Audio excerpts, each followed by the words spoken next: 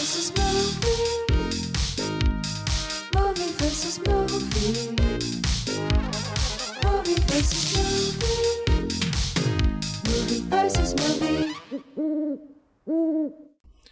Welcome back, everyone. This is Movie versus Movie October edition, and we are deciding who is the best witch. It's me, Nick, your co-host, and my other co-host is... It's Patrick. Oh, yeah, Hello. Patrick. I love witches. Yeah, but it's not just us in the room today, Patrick. We have an unseemly presence here. Wow, that's rude. Who are you? I just was here to see if you guys wanted to live deliciously, but I guess you don't. Yeah, it's me, Franco. I'm from the Tabletop podcast that Nick is also on. And I'm here with the two witches, and this was my idea. So you're here. This is one that I have been looking forward to because you pitched it to me like a year and a half ago, back when Movie versus Movie wasn't happening. And we finally got here. I am so excited to go through this. A lot of pressure. Yeah, you better make it good. What do you guys, anything you want to start with? Opening thoughts? We've seen both of these movies. I will just say right out the gate, I really enjoyed both of these. This wasn't one where it's like one was a huge stinker and one was really great or whatever. Both of these movies I thought were pretty good. Yeah, I agree. I'd seen them both.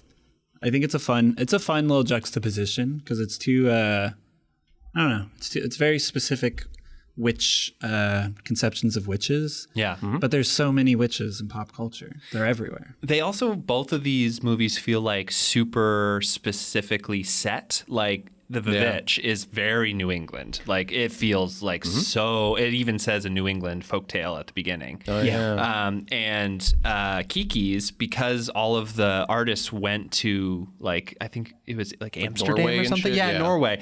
And they went there, and so all of the architecture is like so specifically like They said they were also inspired by like San Francisco, which I thought was I was going to say Kiki's feels not specific. It feels like this.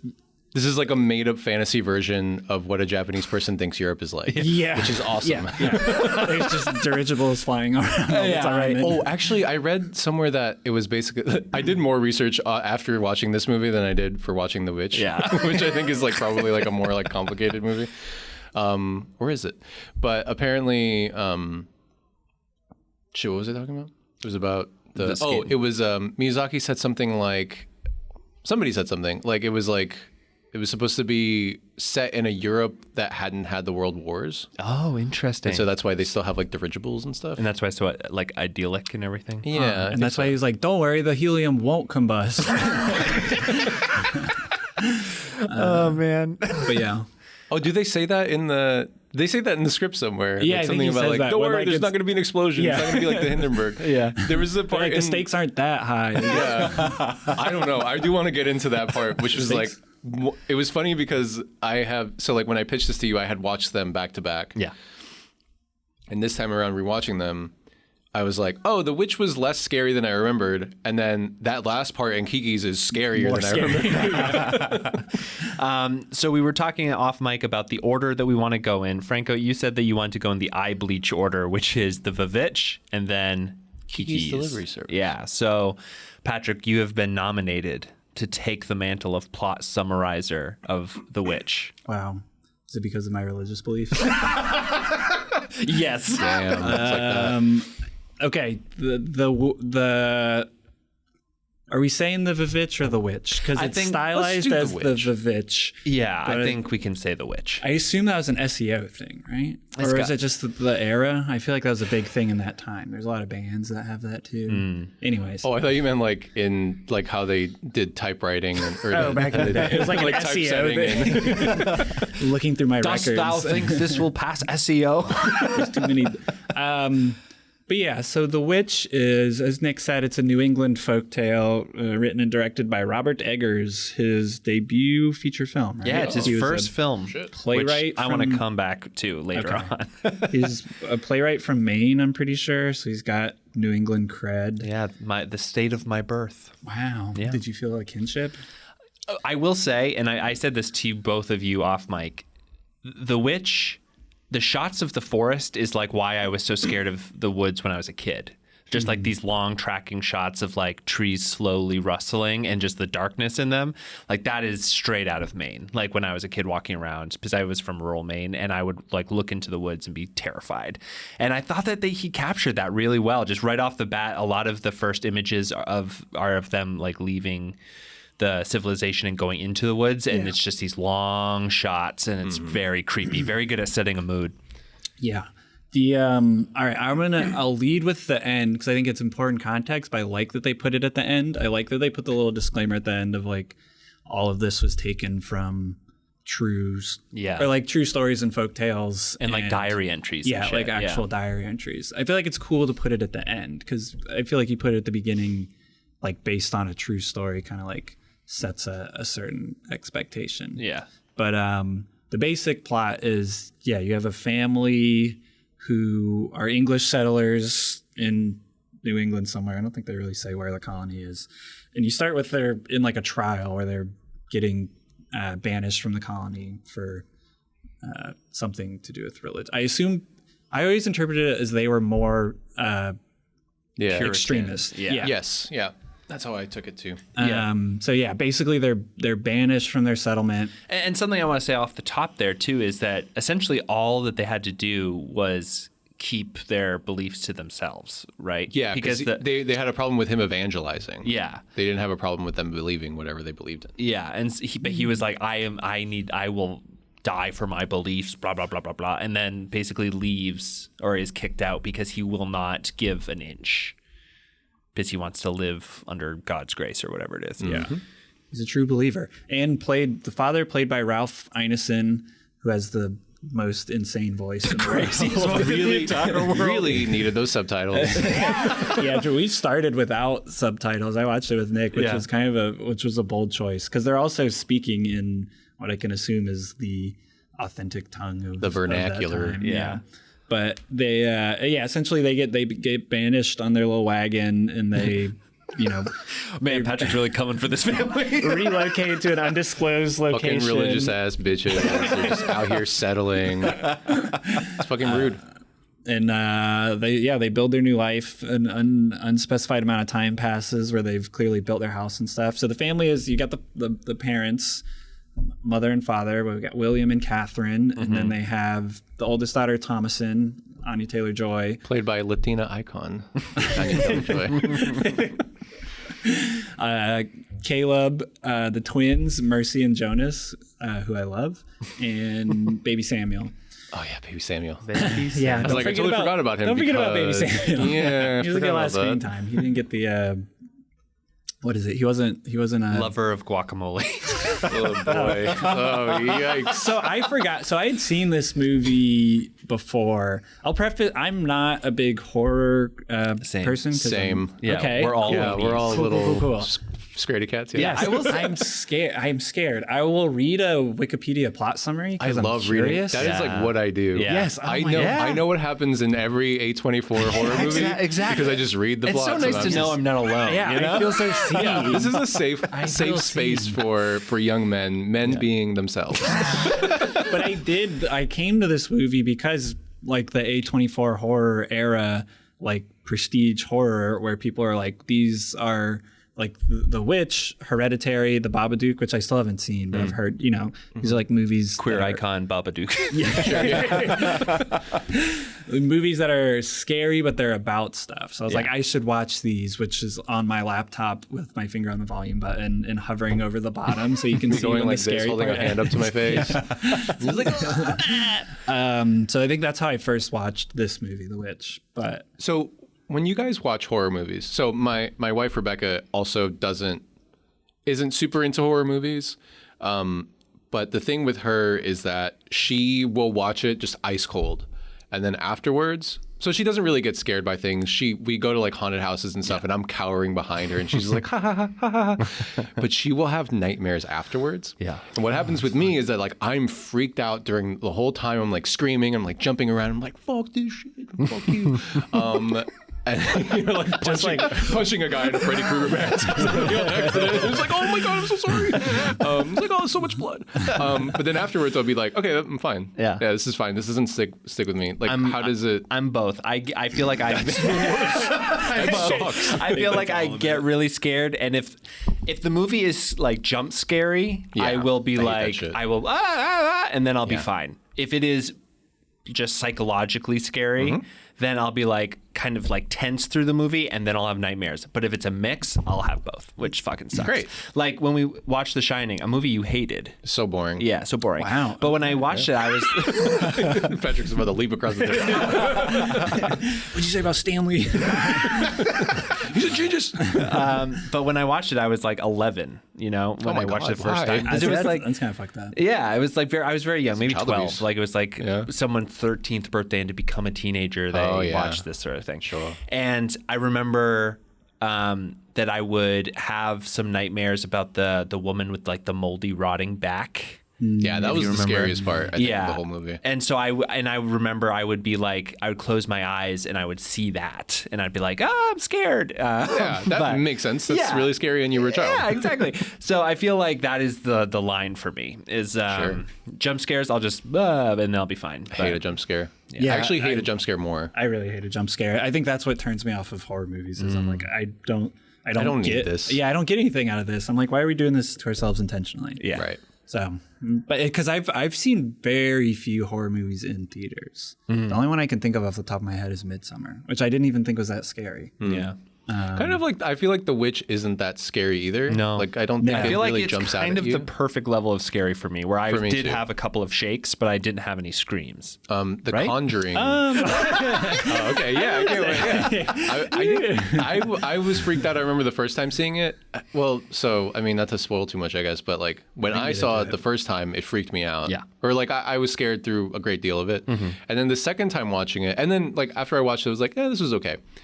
And then after I watched it this second time, and not being on edge the whole time because I knew it was going to happen, I appreciated it a lot more. Because you were able to relax and actually take it in. And I was like, oh, I really like this movie, actually. Yeah. I felt like there were a couple of points where I was like, I could have done without that.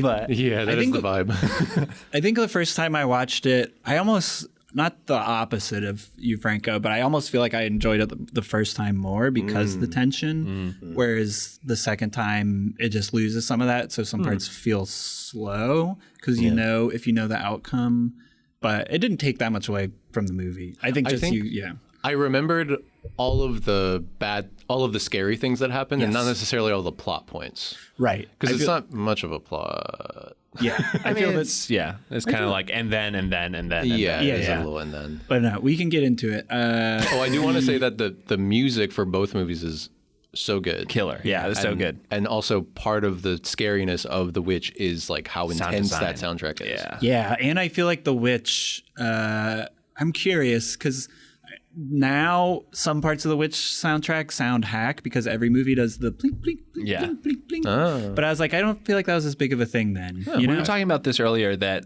the first thing is hard to go back to because usually it's not the best way that the thing is implemented, but it's usually it deserves some credit because it's the first they came up with it, you know what I mean? And so I feel like, I agree that some of that I was like, oh man, it's insidious or something like that. But yeah. But okay, so they settle in the forest, and Thomason's supposed to be taking care of baby Samuel. They're playing peekaboo, and he peekaboos on right out of there. Which also the mechanics of this too, because Which I think Really was magical, yeah. Yeah, it was. I think that was such a good choice by the filmmaker because she's doing the peekaboo, kind of playing with the baby, and she does the peekaboo. The baby is gone, but there's probably like 500 feet to the like tree line, and you just see that bush rustle. And she's like, what? Where did it go? Yeah. And that alone, I was like, that's such smart filmmaking. Like, wow, because it immediately puts you on edge because then you're like, They are so far from the woods, and then yet it's still encroaching. very scary. Yeah, it is still threatening to them. and like whatever took him could get to the fucking woods so fast. Like Yeah. by the time she gets to the woods, she doesn't have a chance. Like that baby's gone. Yeah. There's no trace. I didn't remember, for some reason, I didn't remember that you see everything that happens to Samuel right then. Yeah, you see him about to get cut up. Yeah. She has the knife or whatever, and then it just cuts to the witch grinding something in a mortar and pestle and then flying. According to Wikipedia, she was making a flying ointment. Yep, it's a blue link. It's got a whole. You know about this? So I live in Salem, and so oh shit, the perfect guest for this episode. So legally, I'm required to know a lot about witchcraft. I was also studying a lot of witchcraft. I was like reading some books on witchcraft and stuff, and because I'm working on a novel that is kind of about witchcraft too, but not New England witchcraft. It's about like witches in Peru, which is where I was born. But it's really interesting how much of witchcraft is like it. So like this movie has a lot of controversy around it because like modern day witches are really like, that's not this, this is like a bad stereotype of how like witches are, and like this paints us in a bad light and stuff like that. And it's kind of like, I don't think that that's what this movie's about. Yeah. Like it's fine that people feel that way and stuff, but it's like this movie is about like the monster, the witch, like the monster that is the witch in Christian folklore. Yeah. Like it's a very Christian movie. And flying ointment is something that is like flying ointment documented. It was like written about or whatever. It's always like some shit, where it's like the funny thing about witchcraft is like people actually tried to do it like back in the 1600s and stuff. Like people would like most of the people that were caught with actual like pacts with the devil that like had written pacts, try to make actual pacts with the devil. Or all, it didn't work. They were all men, and a lot of them were clergy. Those fuckers. Yeah. Calls coming from inside the house. Yeah, exactly. Every time. Because like I don't know. It was something about like the devil knows scripture, and like that's like a whole thing. I think that even comes up in the movie. In the movie. I also wanted to say before all of this, I think it opens with Thomasin, Anya Taylor-Joy's character, like praying and apologizing for a bunch of stuff that she's like confessing to, but it's basically just like stuff that like I was lazy, I didn't do my chores. Like a normal kid would she's doing it in front of the parents too, isn't it? I think it's like in the house. I don't remember if she's confessing to them or not. I don't remember that either. I do. And I think it's alone. Yeah, I think it is alone. And then she walks out into the light kind of thing. I think if it wasn't alone, because like I think the whole thing about this brand of Christianity, right, is like a lot about like internal guilt versus like external shame. And so I think like her carrying all of this, and then like the whole theme of it being like everybody's blaming her and everybody's like putting all of this on her, and she is like internally struggling with herself because she thinks that she's a sinner. And it's like all of this like internal stuff is like, I don't know, like it wouldn't make sense for her to be confessing to her parents, because then otherwise they might have a smoother relationship. Yeah. It's like, oh, I'm really sorry that I'm so lazy or whatever. It's like, no, you're lazy. I hate you. Yeah. Like get out of here. It also kind of like in some ways has the mechanics of like a sitcom and like a comedy of errors where just like everything, it's like kind of, Thomasin was having a bad day. It's like everything just kind of goes wrong for her. And it's like, it's like miscommunication. She was like, no, I was joking when I said I was a witch to the kids. It just was a coincidence. Yeah. Honestly, if you took the music and retracked it with like yakety sax kind of stuff, it's like it might work. Like when near the end when the father gets headbutted by the goat, like that would be pretty funny with the right soundtrack. Oh my god. Okay, but yeah, so Samuel's gone missing. We know what happened to him. A little bit of dramatic irony there. Family does not know. But yeah, and because the father, the next scene we see is the little boy getting up and going with his father out into the woods hunting. And before he does that, he pervs on his sister a little bit. Yeah, which is... Yeah, I forgot about that a little bit too. You get a little bit of the it is interesting because it's like, it's again, like with the internal shame thing or whatever, it's like this family is so... Like, I mean, who knows what the real, character would think or whatever. But like this family is so like insular and stuff. And like he doesn't have anybody else to project that onto. Yeah.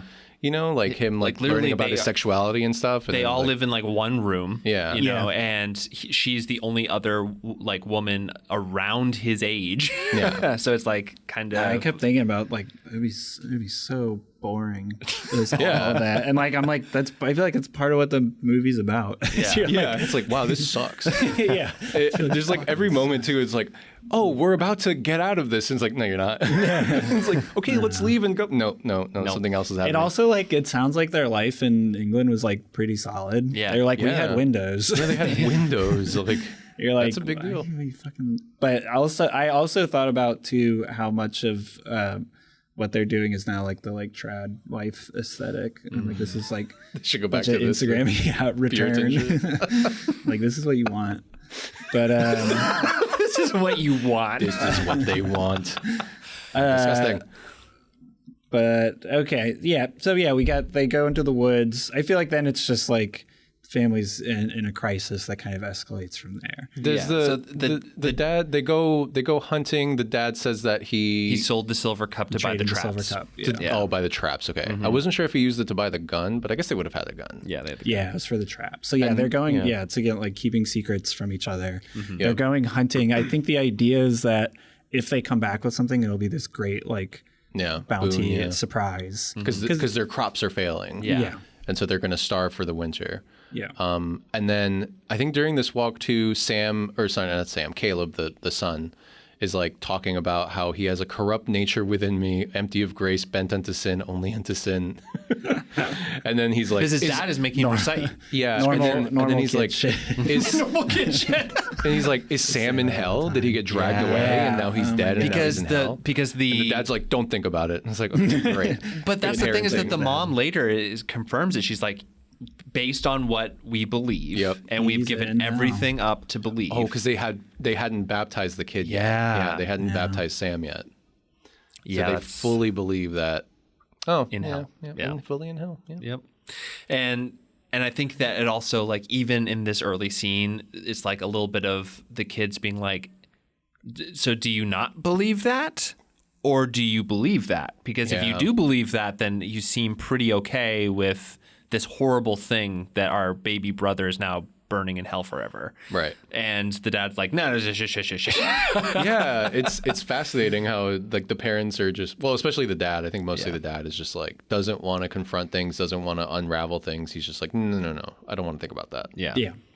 But but yeah, so they go out hunting in the wood, and the twins are. I feel like you get being absolute jackasses. I love the twins. Mercy and Jonas are the only ones having fun. Yeah, because they're hanging out with Black Phillip. Yeah, he's fun as hell. They're hanging out with the goat. They say that the goat talks to them. Yeah, which first like. You'd think that in this like very extremely religious family that would have set off some alarm bells early on, but they're just they roll with it. They do constantly say stuff like "'twas in jest" and stuff like that, and "'twas a jape." We were japing, and so it's like I don't know. It's sort of like the concept of joking does exist for these people, so that's fine. Because the kids clearly like know play. Yeah, the kids know how to play. No one else in the family really seems like capable of it. Yeah, I guess Thomason's playing with the baby at the beginning. Yeah, but I think that for the older kids, when the baby disappears, that is stopped for them. They aren't really allowed to anymore. There's that scene at the river, which is kind of the next thing that happens, where Caleb and Thomason are like playing around, and they're because she's like washing stuff, and he comes over and is just perving out, and then I think he's like bummed out, and she's like consoling him, and then they like tickle each other. Yeah, and there's like a moment of actual affection where like a big sister's like giving her younger brother a hug, and then starts tickling him. They start having a little like some laughs, and then like I forget something happens weird that. Makes things bad again, but then the twins come over. The twins show up. Yeah. Mercy shows up, and then and then Thomason is like pissed at her for whatever reason. I think like they were blaming they haven't gotten to the silver cup blaming yet. Yeah, but I think it was like maybe like Black Phillip said that she was a witch, and she was like, you know what, I am a witch. I'm gonna fucking eat you if you don't turn she your just shit says around. Everything that happens. She's like, "'Twas a jest." Yeah, no. But she just everything that. Thomason says is what she does. She's like, I signed the Devil's Black Book. And, there's a couple other things. I was like, that's what happens later. Yeah, like I consort with the devil, and I took Samuel away. All of that kind of stuff. Which it does happen later on. But then they like, I think it's really interesting because there's a lot of these like very tense moments because the mother, she is very withholding of love. Yeah. And it becomes like she very much is blaming Thomason for what happened, even though it was sort of like the dad sort of like, it's not her fault. Like something happened. And then the dad lets Thomason take the blame for the silver cup too. Yeah. So even though did a wolf vanish that too? I wrote down a bunch of stuff. but Caleb also lets it happen because he knows that his dad is lying, which is again like another thing of like hypocrisy, right? He lets his dad lie like twice. I think. And then Caleb is like, fuck this, I'm gonna go out and check the traps. Right. And then Thomason goes with him. Thomason goes with him because she sees him sneaking out. And Fowler, R.E.P. Fowler, the dog. Fowler. Oh shit! I forgot he just like kind of dies. Yeah, the dog does not survive. And the bunny. Oh my god! Sorry, the bunny is terrifying. I just remember. I have to tell us. At the end, I have to. We see Fowler die, or we see Fowler's dead body disemboweled. Yeah, by something. Well, because they have the bunny. The bunny kind of becomes a recurring trope with because you first have the bunny when Caleb goes out with the dad. And the bunny's standing there, and they try to shoot it, and it backfires in the dad's face. Yeah, and then the bunny's back again, right? When he's out there with Thomason. Yeah, like several times throughout. It spooks the horse. Yeah, and she falls off. But the thing about it too is it's interesting because you have these domesticated animals, but all of the wildlife that they encounter is like coded evil in this movie. Yeah, but like. No, but I feel like it's like all of the animals either fail them or betray them, right? Because I feel like the rabbit's almost just like indifferent though. Yeah, like I think it really, God, this is so fucking English major shit. It speaks to the indifference of nature to man's plight. Yeah. Are you reading that off of this? No, I'm not. I just came up with that. No, I think that's what I paid for. But I do think that it's the thing where they have chosen to go into the wilderness and try to subjugate it. It's very patriarchal. Absolutely. There is something that I wrote down about that too. Well, because I think they even like the dad says something about like conquering the wilderness, it will not consume us. Yeah. And then like it's gonna consume your ass. Yeah. And then your ass is about to get consumed. And then they see like there's like the scene.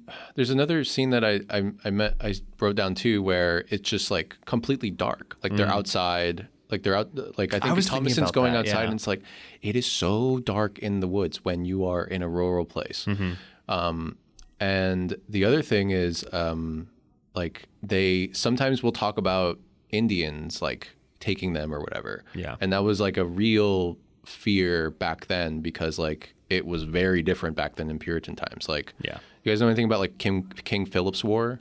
That's between the French and the No, it was between the English settlers and like several bands of Indian tribes that were like and it was like really close. Like they came really close to completely wiping out the settlers. Whoa! Because they had better guns because they were allowed to trade with the Dutch and get better guns, and they knew the terrain. And like it was brutal. And so like they had for them it was like a real existential crisis. Interesting. And so like for these people, these Puritans, like. The wilderness and like Indians and stuff like in the woods, like that was a real big fear. Like obviously like it shook out really badly. Like it's like, that's how they saw it. But like to us, like nowadays with retrospect, it's kind of like, we should, that's their land. Yeah. We were totally invading. Yeah, you're definitely wrong. But they were like, like the English were wrong, but they were also really fucking scared. And so like that's the perspective that we're getting. We're getting the perspective of these like scared, small-minded people that are trying to like colonize a wilderness or tame it or whatever. Because they do like there's also a mindset that they bring with them into the wilderness. It's all about fear. Like because they worship fear and they come in with fear and then all around them is fear. It's like all they care about. They're afraid of God. They're afraid of nature. They're afraid of everything. Yeah. They're afraid of themselves. They're afraid of their own internal capabilities of sin, like. Yeah, there's that scene with the dad later on where he's like, please do not kill my family. And he's like, I know that I am prideful. And he like starts eating dirt because he's like, I'll do anything. Please don't do this to us.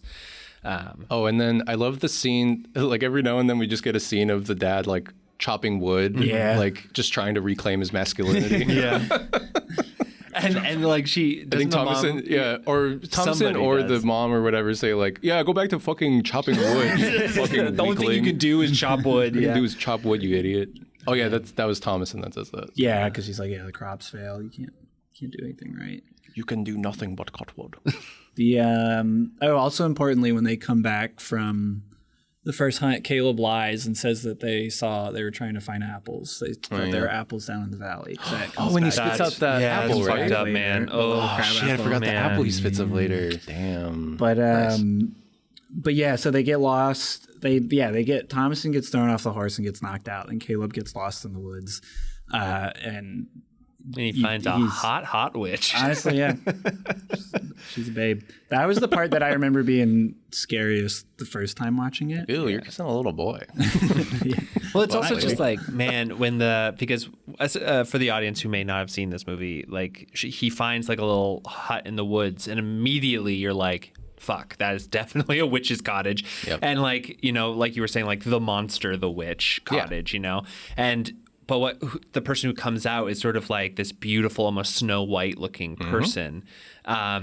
And he's seduced and comes in for a kiss. And then the hand that grabs the back of his head is just like, has this like gnarled claw and everything. It's really fucked up. It's good. I like it. Like really simple. Yeah. There's not a ton of, there's not a ton of like, the monster of the witch is still human. Isn't that monstrous at any point? Totally. Yeah. And then he is like, the first thing that happens, I think, correct me if I'm wrong, but like when she comes back, basically the mom is like another one, like another person that you've disappeared. Another one of her kids. What the hell? Fault. Yeah. Yeah, immediately blames her, because then that's when William is like, I sold the cup. I was the one that did that. So he's like trying to alleviate a little bit. But then, Caleb turns up in the nude and nudity. He's covered in bites. Yeah, and scratches and shit. He's so wild. Yeah. If you actually look at his face, the like the blood on his face is actually in the spacing of a hand. If you look. Oh, that's cool. It's like the claws of her, like as though somebody had grabbed his face. There's like bite marks right around his mouth too, Yeah. like where you see the witch originally kiss her or whatever, kiss him, and it's like, oh yeah, she's trying to eat him. Yep. But he comes back and he's totally fine. He's totally cool and chill. Really normal. Super, super normal. And they start like praying for him because he's sick and trying to do stuff. And, Thomason's being like fucking yelled at by the mom and everybody. I think this is also where the goat gives blood instead of milk. That's a little bit later because that's when she's in the thing with the right. Yeah, but she says essentially like it's the next day because he has the thing where he starts like seizing, and then he spits out the apple, and he's like talking about how he's essentially saying scripture or something, right? What is it? He's saying something about like God or something. He says a lot of things about. Like he's really talking to. I wrote it down that the blood udders happen, then the mom and dad fight, and she says, "I've become as Job's wife." You're right. And the mom talks about having been in love with Christ and fantasizing about it. But now she can't love him anymore because she's out of love. And then Caleb starts having his whole trance moment. And then when he's like, I can see Jesus, and he's like, I love him and kiss me and stuff like that. And it's like a really. I think it's a really like Augustinian way of like Saint Augustine, like way of like thinking about God as like a lover or like Christ as like that sort of way or whatever. But I don't know if that was how people might have interpreted it.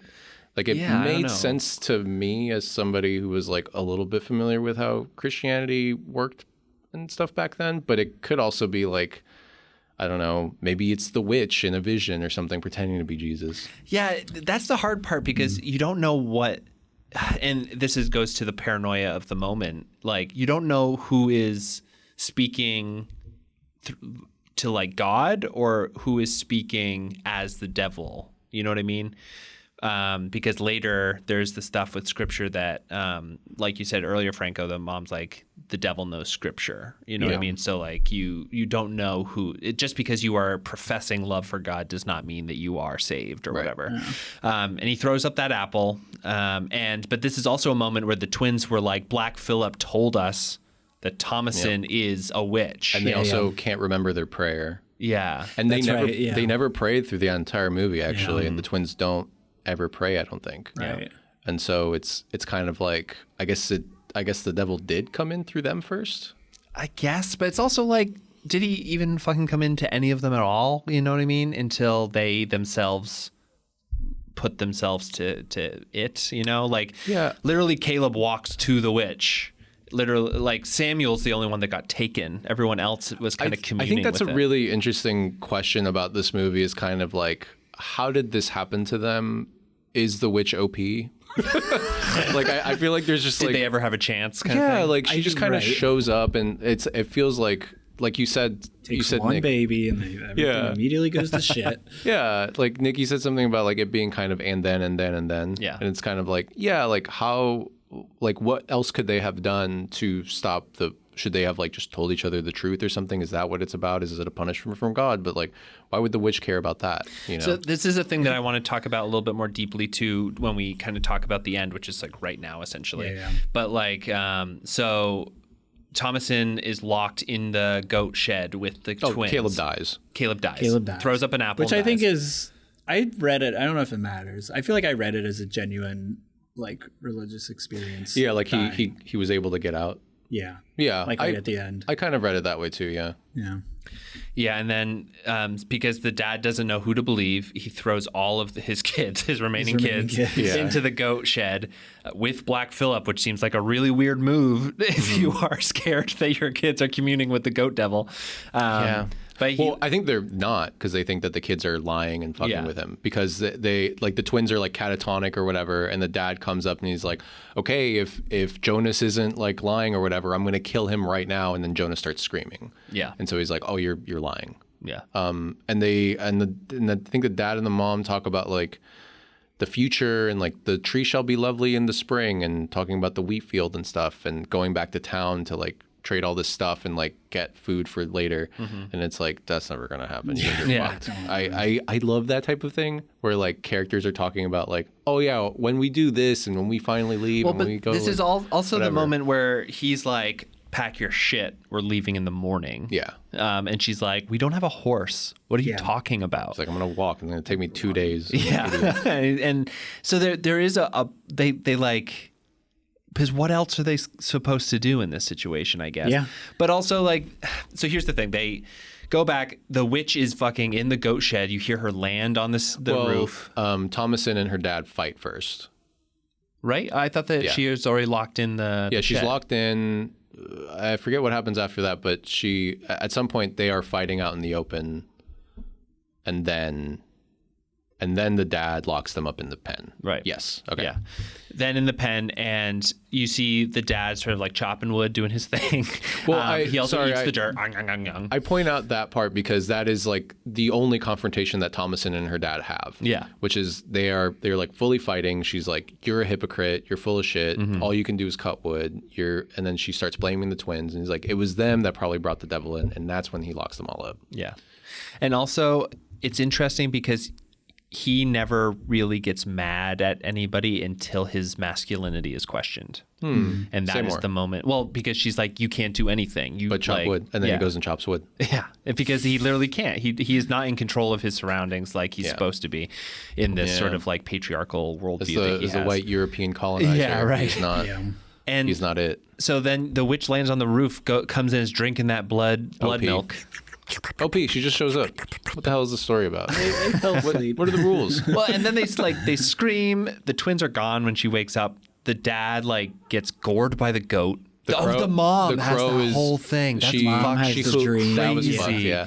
She That is hallucinates scary. Caleb and Sam coming back. Yeah. And then she nurses Sam, but then you find It cuts out. Yeah, and it's a crow, crow. biting her nipple off, and she's like literally bleeding through her nightshirt. Pretty rough. Oh god, that was fucked up. That's the worst part. Yeah. That's Do the easily twins worst just part. disappear? I think the twins just disappear. Yeah, they just disappear. And then the mom comes out and is like, my husband is dead because Black Phillip gores him. Well, yeah, we get I feel like that's the really only like jump scare in the movie too. Is Yeah. the Black Phillip Yeah. goring, because you're not actually seeing like a And then he gets covered in firewood.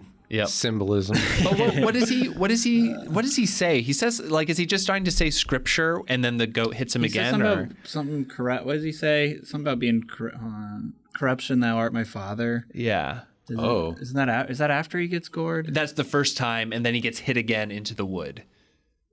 And then we don't see him again because he's buried in wood. I also like when he calls the twins black minions. I just got a kick out of that. Yeah.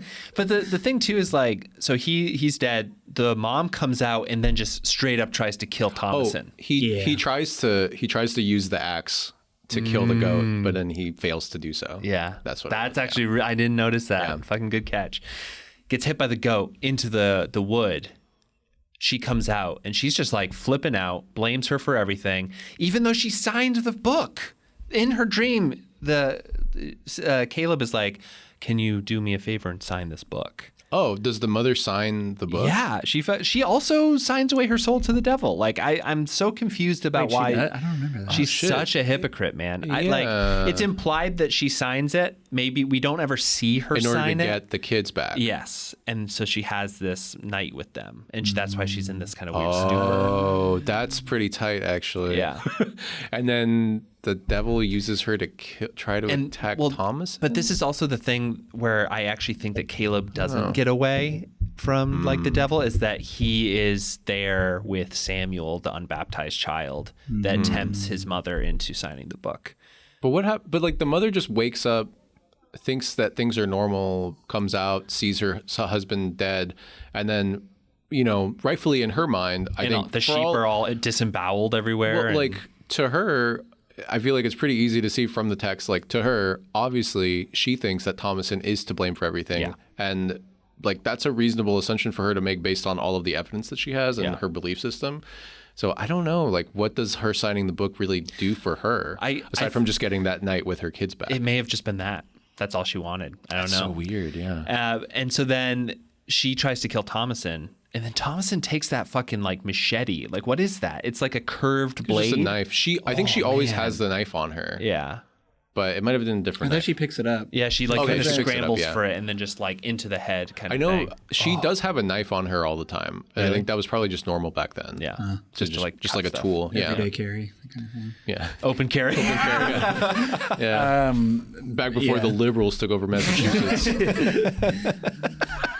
Sorry. Stupid. Sorry. I'm sorry. But yeah, so then she just goes into the little house and then Sits there until nighttime. yeah, falls and then asleep. starts to talk to, or no, she asks Black Phillip to Yeah. talk She's to her. like, Black Phillip, what She's like, up? please, and then He comes in and helps her out. says, Are you trying to live moss? Do you want to taste butter? Which is, it's so good. it's such a good line because you're like, fuck, they don't have butter. They don't have fucking butter. It's so easy to get, like, yeah. it's very easy. He's like, yeah. Do you want butter? Do you want to have a nice dress? Yeah. Do you want to see the world? Which is like, that's like a big one. Yeah, that's a pretty big one. Yeah. And yeah, live deliciously. And Black Phillip kind of turns into this like scarlet coated man and all that kind of stuff. And it's like, oh, there is a book. This was full on the whole time. Yeah, all of it. the devil. was- Well, the witch was real, but Yeah. also was the devil. Yeah. And then girls' night. Girls' night. You know, She sheds Thomason- them clothes, heads into the woods, starts flying, baby. Yep. It's fine. So the thing I want to bring up here is, so I did some reading on this because I had a really hard time parsing what I was supposed to get out of this movie. It was like, I was kind of unclear. It was trying to say a lot of stuff or it wasn't, and I couldn't tell which one it was. And so I did some reading, and like the critical reception on it is that, yes, it's like this patriarchal faith and system that is essentially pushing down Thomasin, this young woman who wants to be like open and free and is trying to do her best, but can never live up to this patriarchal expectation of her. And neither can the men. Exactly. That's like the whole thing. And then she signs the book and is able to liberate herself in this way. Yeah. And it's like her with a bunch of women. She like goes up into the sky. But also there was another reading that was sort of like her as a kind of like indoctrinated into an extreme faith, then immediately goes into another extreme faith. Yeah. Like she essentially is left with no other outcome other than to sign her soul away to the devil and to become part of this sort of other like outcast group.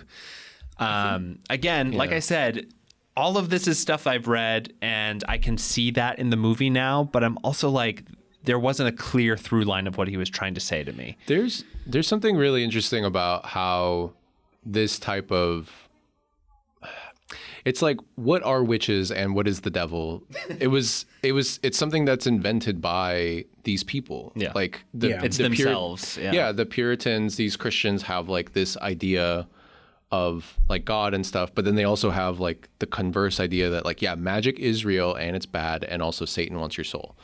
And it's like they're sort of manifesting this evil thing into the world. That's also a kind of interesting thing with their too. own faith. What you're saying is also, it's sort of like with the wilderness aspect of it, that they are so blinded by this thing that they're manifesting and by its truth that they are refusing the natural order of the world and like how things could be around them as well. Like they are trying to subjugate everything rather than living coexist. with it. Yeah. It's kind of an interesting thing of it. Patrick, what do you think? We were kind of talking a little bit after we watched it, but I was like, I said to you, I was like, I have no, like, what was that? Yeah. I honestly didn't think that hard about it. I think I like it. It's just fucking vibes. Kind of. I mean, it's vibes, yeah. I'm like, I like this movie as an object that it is, and I don't know. I think I don't know what Robert Eggers' intent was. I think all the stuff you guys said sounds smart and makes sense. Like is totally valid. Is the author dead? I don't know. Exactly. Yeah. But I don't know. Like to me, it's also just like works as like good piece of entertainment. Yeah. No, like that's enough. I think it works better as a piece of entertainment than anything trying to say anything specific. Interesting. You know what I mean? What a dig. No, it's not even a dig. It's his first movie. He did a great job, especially for like $4 million or whatever this movie cost. Great job. Wow, what a great movie. However, I think that just like it's kind of Jaws in a way. Like I was just sort of sitting back into it and just like, wow, this is a thrill, you know? That kind of makes sense. It's like Thomasin is ostensibly our main character because she's the first person that we see. She's in the courthouse. And the last.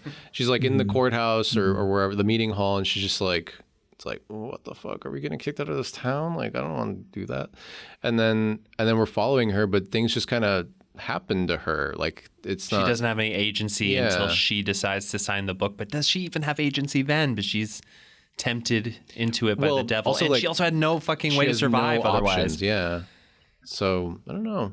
And it's like, yeah, I'm going to go hang out with these people that killed my little brother, like killed all of my family. Like ostensibly she likes Caleb and she liked Sam too, even if she, you know, had a more difficult relationship with her parents and with her younger siblings, you know, I don't know. It's just kind of like, it's just kind of weird. It's like, why would she just be like, yeah, why not? Or I don't know. It's like, for me, the big thing too is like, what happened to the twins? They're just gone. I know it's spooky or whatever, but like, what happened to the twins? I don't know. I think we're like left to speculate. I feel like they leave them kind of ambiguous too. That's probably the fat that they used to fly in the last scene. That's true. That was a lot. There was a lot of witches flying, so they need a lot of ointment. There's like 7 of them. Yeah. Or 13. You think Kiki used the flying ointment? Well, obviously. Oh, God.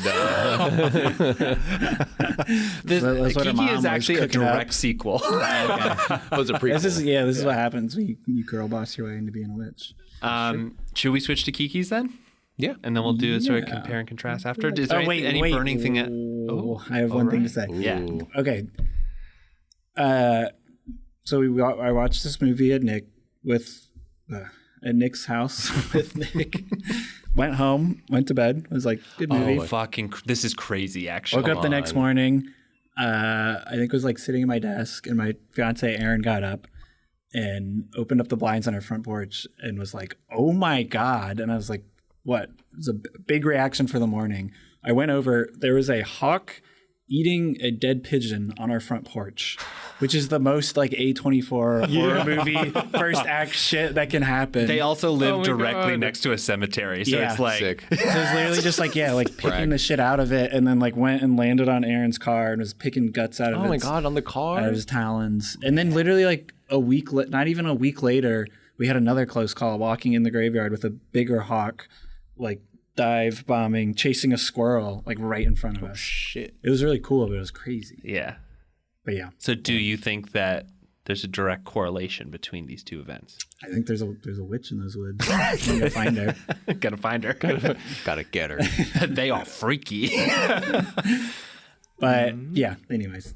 That was my epilogue. It's just sometimes it's like, is my life being written by someone? Because there's like specific things that can happen directly after like certain events where you're just like, There's no such thing as a coincidence. Yeah, exactly. Yeah. So I'll just share the only other, I'm not a super like, I wouldn't say I don't believe in ghosts, but I haven't had any like significant experiences that would convince me otherwise. And I don't think, like, I live right next to a graveyard. My house is really old, but it doesn't feel haunted. But when I lived in North Carolina, I lived in a house that did feel more haunted. There'd be like weird noises and shit.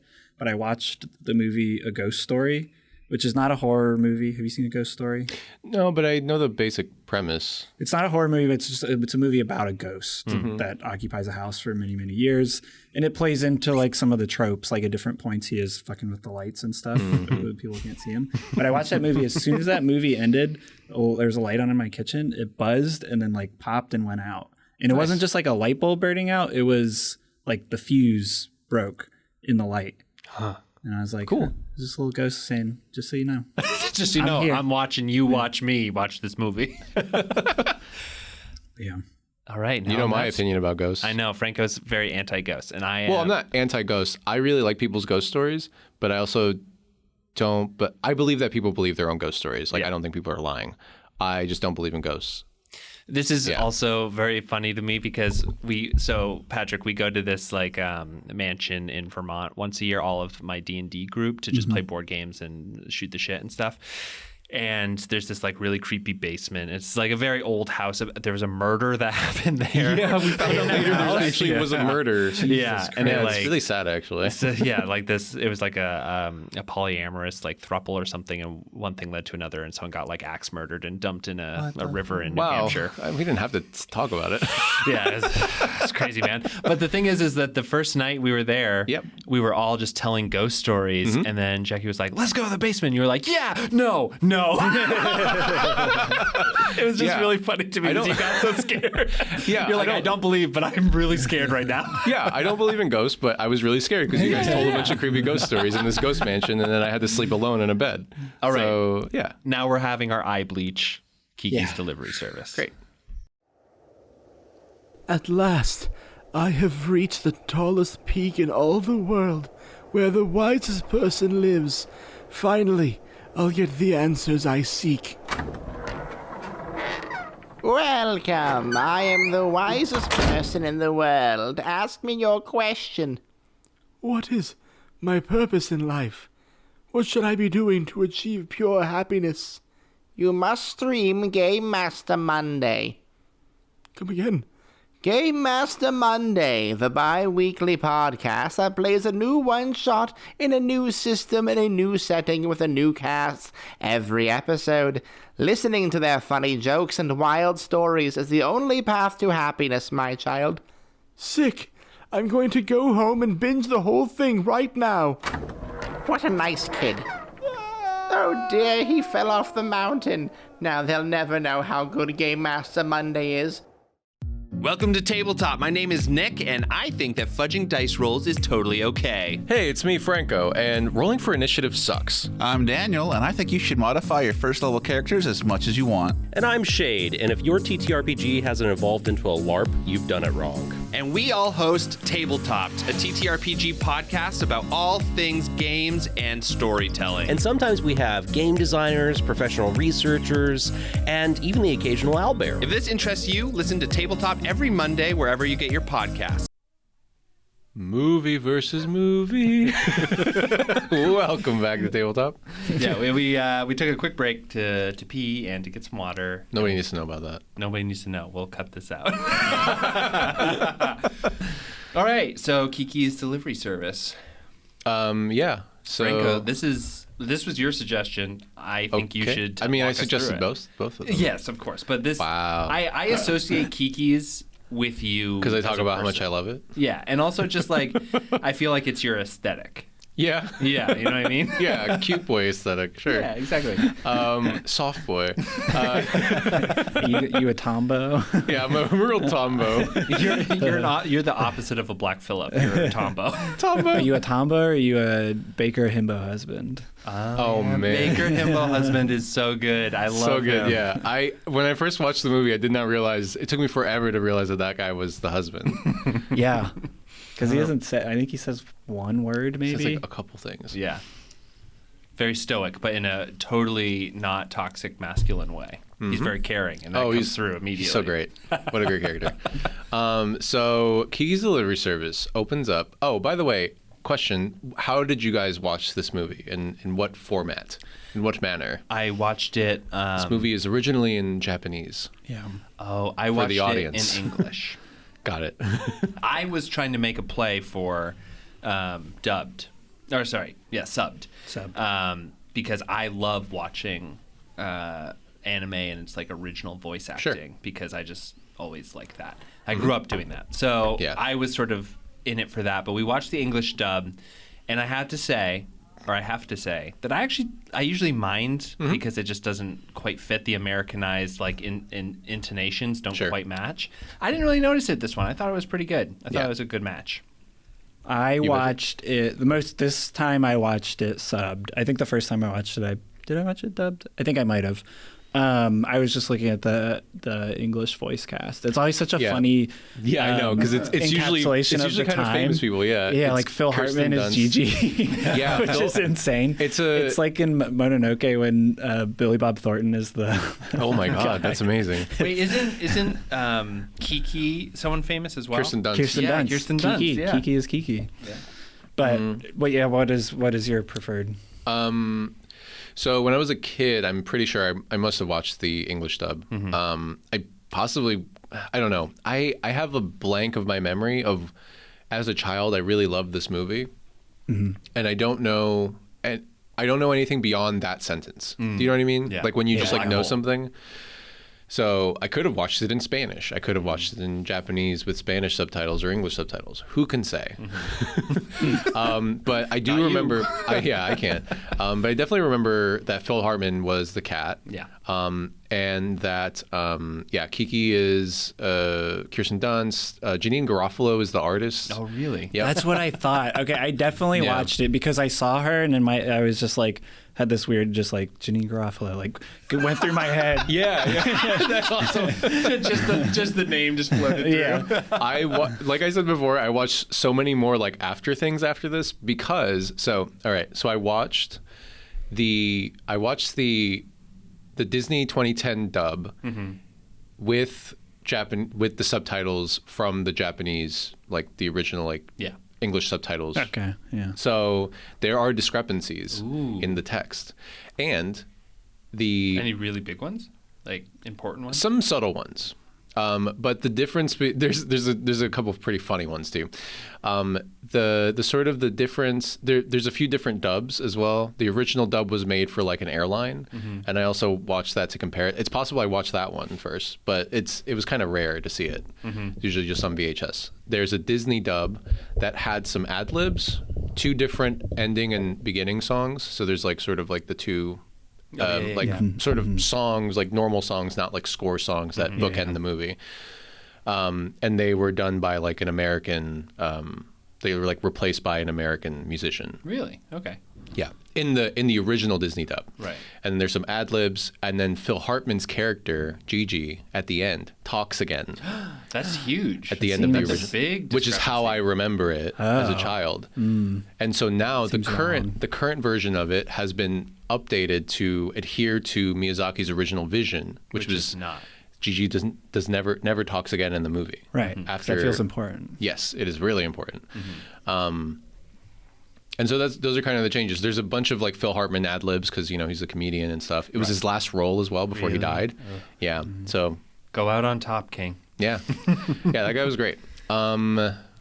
So Kiki's Delivery Service begins. Also, like I said, with both of the movies, great soundtracks. Joe Hisaishi, who does like basically all of the Studio Ghibli movies, I think. Such a great soundtrack. So good. It is like one of my favorite songs. The song where she's like soaring over to. I like trying to learn it on guitar and stuff. Killer soundtrack too. I feel like they all do. Yeah, I love the boy in the hair. The sort of the sub dub thing. The first time I ever did that was like in a class, in like a classroom, like when we were kids or whatever, and we were like watching Spirited Away. And people were like, no dub, no sub. And so like people just did that. Like they did the dub and the sub. And then they were like, see, it's different. They're really different. Because you learn things in the sub that you don't learn in the dub that are just assumed in the dub. Yeah. It's really weird. I did the same thing with the end of Evangelion, the movie ending or reimagining of the ending of the original Neon Genesis Evangelion.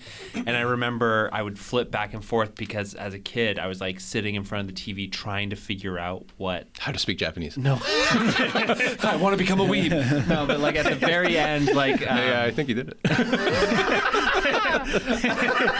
This guy reads manga when we're like playing D&D. I really do. I do. It's really rude. That is weird. But at the very end, Shinji is like choking Ahsoka, right?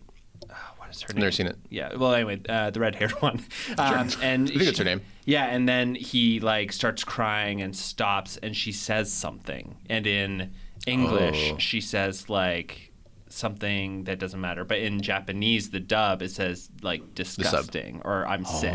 In English, she says I'm sick, and in the other one, she says disgusting, which is actually pretty different tonally, because there's like some people say that it's because as it's like an Adam and Eve story, and this is implying that she's pregnant with like the future of mankind kind of thing. Okay. But then there's another thing where it's like disgusting because he is like he hasn't been able to overcome his like anxiety and inability to connect with someone else, and so she is saying disgusting to him as the last two people in the world kind of thing. Anyway, but yeah, so this is important. It's important to have a difference between the sub and the dub, and you need to experience both of them. I mean, it's interesting because it's not like it does make it a different piece of art, but it doesn't make it a less valid piece of art to have the dub. I don't know. Anyway, Kiki is listening to a broadcast to see when she should leave because she's about to turn 13 because she is becoming a witch. When a witch turns 13 in this world, she flies away and goes away on her own for a year to, I don't think apprentice. I think you're supposed to be the only witch in the town. But she says I need to train for a year. Yeah. But it's unclear. It's unclear that it's all self-taught. Yeah, it's like all self-taught. You're kind of supposed to do the thing on your own, and you know, you're supposed to kind of have like a special technique or thing that you do. She runs home. Her mom is like, you see her mom and this customer of hers, because her mom is like a potion brewer, and the mom, it's such great implied world building because the woman is like, oh, I remember when you were 13 and you first flew down and came to this town and started making potions for people and stuff. And so her mom is like a potion maker. That's like her special skill. So it's great little world building there. And it's straight up, it's just medicine. She's like, that's for my rheumatism. Yeah, exactly. Yeah. And like in this world, witches are not viewed with any sort of suspicion or whatever, which is really nice. Yeah, well, I guess we should establish that. Yeah, it's just like witches are just like people that do magic. Yeah. I don't know. That's kind of it. It seems like there's some... It's not super common either. No. Yeah. Because the Right. town she settles in is like, oh, we haven't seen a witch in years. Yeah. Or whatever. It's a big town. But It's a huge city. Yeah. It is a big town. But there's also that witch that she... Koriko is what it's called. Yeah, Koriko. Yeah. But there's the witch that she meets when she's flying. Yeah. Who's such a freaking Yes. prick. I love that scene. And I she's had got the forgotten. sassy cat. Yeah. I had forgotten Yeah. about that. So I like this is the second time I've watched it. Like the first time I watched it like last year when I first told you to do this. Yeah. Requested that you have me on to talk about these movies. I did not remember that character at all, and I was like, wow, what a great like little drop-in character. Yeah, and it never comes back. It's literally just to kind of like add a little flourish to the world. Like world building. Yeah. Okay, so she comes back home and Kiki's like, okay, I'm totally leaving tonight. Gigi, the cat, is a talking cat, is her like familiar cat, basically. The cat's like, oh, we shouldn't leave right now, and blah, blah, blah. She runs into her dad, who's like, oh, we were supposed to go on a camping trip this weekend. And I was like, wow, my heart just broke. Yeah. 30 seconds into Because this movie. she's leaving forever, right? Yeah, she's leaving for a year. Yeah. But, her mom settled down and she Yeah. left forever. Yeah. And he's immediately just like, oh well. I think witches. I think he's more hurt than he lets on. Probably, Men aren't allowed to show their feelings, so I think he's really just pushing it all down. We cut back to him and he's just chopping wood in the backyard. Yeah, let's compare the dads. I wrote that this is Goofy movie coded. Oh shit, Goofy movie. We should do Goofy. Goofy movie's great. Also fucking tragic. Yeah. It's so sad. He hates his dad so much. He hates his dad so much. Wish I had a dad like that. Oh, yuck. So everybody like comes to see Kiki off, and all her like friends are like, it's like, oh, like you gotta. Oh, she says something like, I shouldn't stay because I'll find a boyfriend and never leave. Yeah. Which is kind of also interesting because it's kind of like, I don't know, because it's such this movie is so much about like growing up, right? Like it's like fully coming of age movie. I was just no, because this came out in like '89. I was trying to track it to his life, like how old his kids would have been, but they probably would have been maybe. Because I feel like a weird relationship with his son, right? Or not like a weird one, but like kind of like a. I think he was like not a good father because he was Yeah. working all the time. Yeah. But then he makes all these movies about parents and like children's experience. Yeah. Dad goes on the camping trip by himself and becomes Miyazaki. Yeah. Okay, so here's the first difference I noted. She says something about the dad is telling her like, oh, you can just like come back or whatever. In English, in Japanese, it says when I say in Japanese, I mean in the subtitle. And she just says, come back to my old room. And then in English, she says, come back a failure. Oh, shit. Which is like, oh, okay. very different. Nice, yeah. Which I think is the weight of it. Which I think is the weight of the situation that she's in. She doesn't want to be a failure. Yeah, but it is also an interesting tie-in between both of these movies is that there's like a young woman's experience with societal expectations that are put on her. Because, No shit, we did it. Yeah, we solved it, guys. We can shut this down. No, but but that is a big difference. That feels like a big difference. That feels like much higher stakes of this like mission she has to go on versus just like the reality of growing up. Where I feel like the depth of like not coming back to my old room, it's like you're gonna leave. And if you do come back, you're going to be gone for a significant amount of time, and things are going to change by the time you come back. Versus, like, I must succeed. Yeah, it is kind of like that thing when you go to college, and then when you come back to your old room, and like either your parents have changed it or they haven't, and either way, it feels wrong. Yeah, you know what I mean? Totally. Yes. So it is kind of an interest. I kind of like that better than come back a failure, which does feel like very Americanized. Yeah, of like it is a little bit like let's raise the stakes. I feel like come back to my old room is an implied way of saying kind of the same thing. I don't know. It's like, and come back to my old room, my old way of life, the old things that I've been doing, and like not become this witch that I'm supposed to be. Yeah. But It's a pretty subtle difference, but I think that it's an important one. Kiki says, they're all like, oh, so what's going to be your specialty? And she's like, well, I can fly really well. And then like through she's so bad at flying. She's so bad at flying, and I love that. Yeah. I also love yeah. like there's that scene with the old woman and the mom witch Mm-hmm. who she's like, oh, so you've been like teaching Kiki how to fly, and she's like, actually we never really got around to it. That's so funny.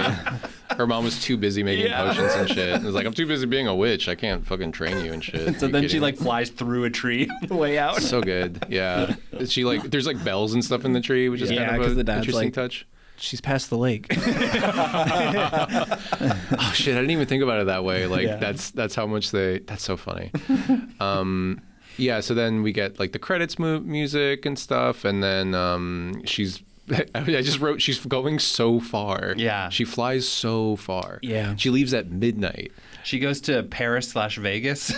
Remember, that's where that other witch goes down. But she's going to be a sorcerer that is a prophecy person. Yeah, she runs into this other witch, and the music is apparently diegetic, and the music is coming out of this like little radio that she has, that she took from her dad, and the sort of the extra witch is like, oh yeah, I'm like a fortune teller. Could you turn off that music? Actually, I like to fly in silence. And then after she leaves, Gigi the cat is like, wow, what a stuck up like cat, and also her like fuck those people. We're gonna be cool. You're gonna be great. There is a little bit of She is slightly less mean in the subtitles, is what I noted. Oh yeah, Slightly less. Gigi but or Kiki? The extra witch. Oh, the extra witch is less the new mean in the witch. Yeah, the subtitles. the snob witch. Yeah, Interesting. it is- Slightly, but definitely still stuck up. I feel like a little bit of like the Japanese like city versus countryside thing sneaks into the movie here. I could see that. Actually, I could definitely see that because I think throughout the whole thing, like Kiki is dressed like she's dressed in this witch dress. It's just like a black shift that is like that's all she has, and it seems really old fashioned to everybody, I think. And she wears her big like silly, funny, cute like ribbon and stuff. The giant the classic red ribbon. But it's like it's like very. Like everybody else dresses like you would expect a normal kid to dress like in the late 80s. Yeah.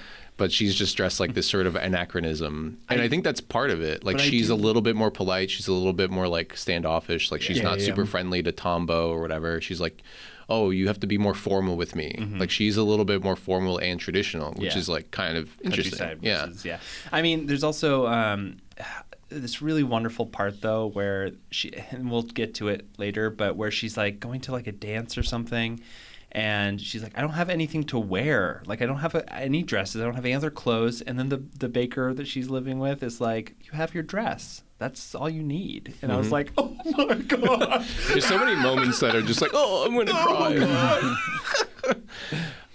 So she's flying around. She finds a train. She drops into the train, and there's like hay and stuff in it. That looked so comfortable. I know it I did, was just even though it like, like definitely wasn't. Yeah. I was like, that'd be so itchy in real life, but she loves it. Yeah, and she's like, she's warm. She like covers herself in like a blanket of hay. Oh my God, I was so I relaxed. love animation. Just makes everything look just smoother and softer. And I love when her foot goes through the bottom and the cow licks it, and she's Yeah. like, "Oh, sorry, like Yeah. I'm supposed to be out of here." Talking to the cows. So good.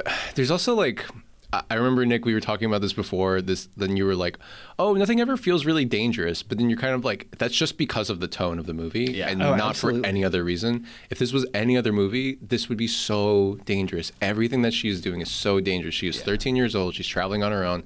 She's sleeping in a train. For the first night. She doesn't know where to go. She stays with a stranger she just I know. met. I thought about that. The stakes of the movie are so high. She doesn't have enough money to feed herself for like more than a day. Like the actual stakes are so high, but the movie presents it as like There's like a whole period of time. She's like, well, Gigi, we're going to have to live off of pancakes for a while. Yeah.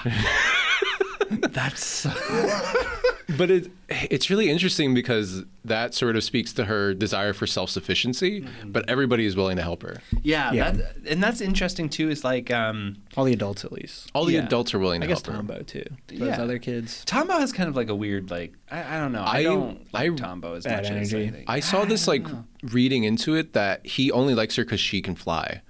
Oh, interesting. And He's that- like obsessed with flight. Because he's obsessed with flight. And the reason that she gets mad at him later on, which we'll talk about, is that, you know, she's like, oh, he's interested in going on the blimp and the dirigible. And so, like, that's he's just interested in me because I can fly. But I don't think that's accurate. I think it's because of her insecurities. Yeah, I think also though he is That like, was a reading I wow, saw. a witch, like that's so like exotic and weird. Yeah, it's a little. I don't know, it's a little strange. I but- can see why she wouldn't want to talk to him. I think that's Yeah, totally. he's annoying as hell. he's fucking annoying. the Tombo hating club over here. Yeah. Yeah, I don't. Yeah, I mean, he showed up, and I was like, oh, God, I forgot This about fucking him. kid. But he Where's Waldo looking ass? Yeah, fucking getting himself strung up on a dirigible. Get So himself, fucking funny. Him and his car. Him and his friends like literally. Piling into that car. Fucking 7 dumbass kids in a fucking jalopy. It was a clown car, man. It's a fucking clown car. Like everything's falling apart in that car, and it's like, really? Like, nah, Kiki, you don't want to be friends with this kid. You can find other friends. Yeah, go hang out with that cool artist that lives in the woods. That was also really dangerous. Like Yeah. she's like, Yeah. oh yeah, come This hang out hermit. with me. Yeah. Did she go? Did she meet her before she goes to the city, or is that after? Let's she- go back in It's order. part of a delivery. But she's like, oh, you met me once and made a painting of me. Let's be best friends. Yeah. Yeah, it's weird. Actually, you're right. No, it's cool. She's cool. And Yeah. Some real queer energy coming from her too. yeah. Oh yeah, for sure. For sure. So yeah, we're off the train. We're flying. We see the city. That fucking song hits so good. And it's a beautiful like white stone sort of. Yeah, it's like very much like a.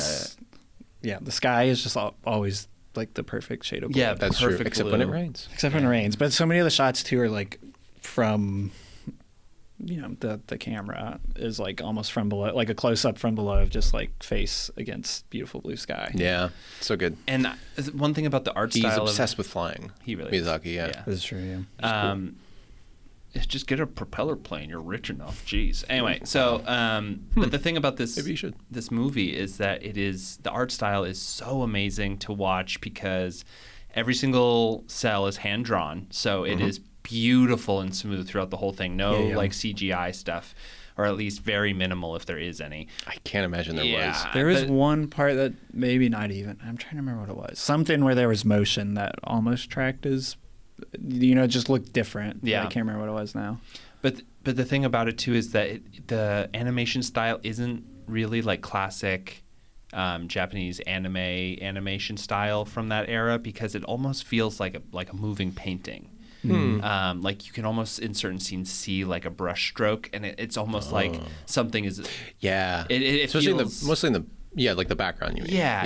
It totally. almost feels like it's calligraphy in a weird way. And there's this one scene specifically where she's like walking, and the background, it feels like almost like a children's book like coming to life, and the character walking off the page of the book. And I was like, this is fucking crazy, like so beautiful and cool. Yeah. Yeah. And you get a couple. I gotta watch it again. Yeah. Well, you get a couple like the city's very bustling at times, especially when she first shows up. But you also get a couple shots, especially at the bakery, that's just extremely still. There's a couple where it's just a still frame. Yeah. But you know, you have soundtrack and noise and stuff, and it's just like, I don't know. There's something about just like the late afternoon stillness in the city is so like blissful. I'll say I've watched this movie twice. Both I didn't see this as a kid, both times as an adult, and I've fallen asleep both times I've tried to watch it. But I think that's a good thing, because I'm so just like cozy and immersed in the vibes of the movie. I'm like, this is so Both nice. movies are vibes. Yeah. Okay, so we see Chekhov's clock tower, which it's like you see. She comes up to the clock tower. There's a guy in the face of the clock tower, and he's like, "Hey, oh my god, a witch! I haven't seen a witch in forever." And it's like, this fucking thing's coming back. You just know it. And also immediately you're like, she like basically flies into the tower. And in any other movie, the guy would pop up and be like, "What are you doing? Get off of the clock!" Blah blah blah blah. Yeah. He is like, "Hey, what's up?"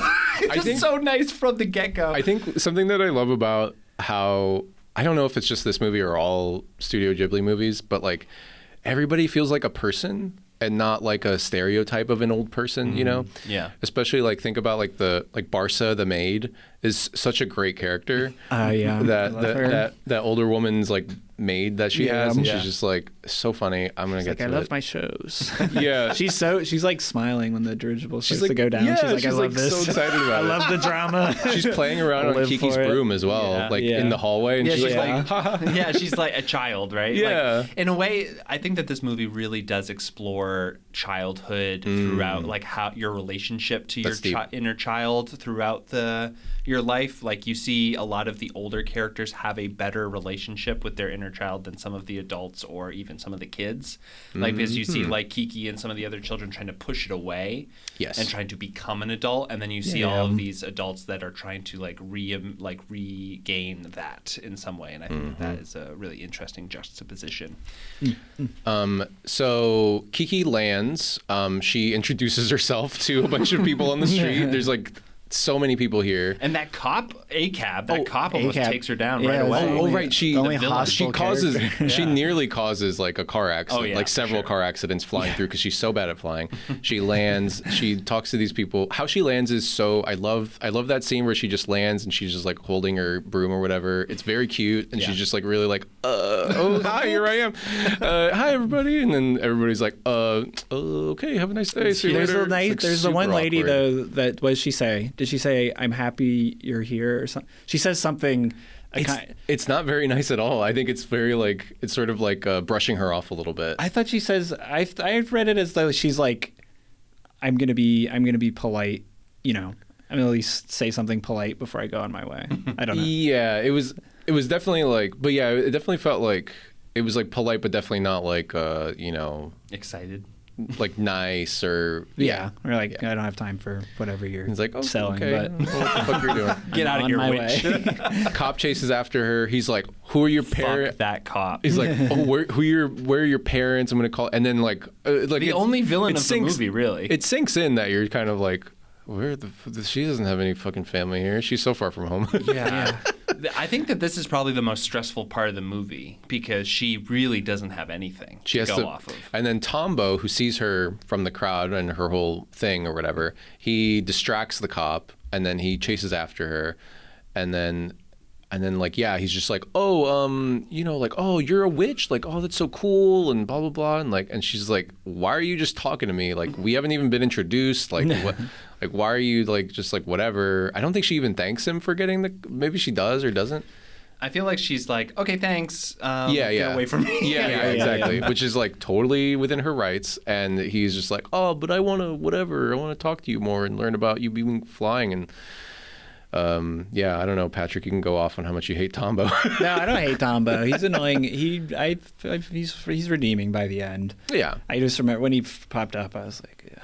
He's just got that look kid. about him, looking like Tintin ass. I don't hate Tombo, that Tintin looking ass. I saw something where it was like Griffin McElroy looks like Tombo or something, like people were saying on the internet. Griffin Newman different Griffin. Griffin McElroy from My Brother and Me. And then I wrote Kiki the homeless girl, and she's just like, she gets like a sandwich or something. She tries to get into a hotel and they're like, where's your parents? And she's like, oh my God. But she runs into a nice bread lady, a nice baker. The nicest bread lady. The nicest She's baker. so great. We love her. Osana. When we get to the first scene of them meeting, Aaron turns to me and goes, this movie has unrealistic expectations for how nice you're supposed to be to people. Wow. Oh my God. Honestly, I can see her saying that. Yeah, that makes sense.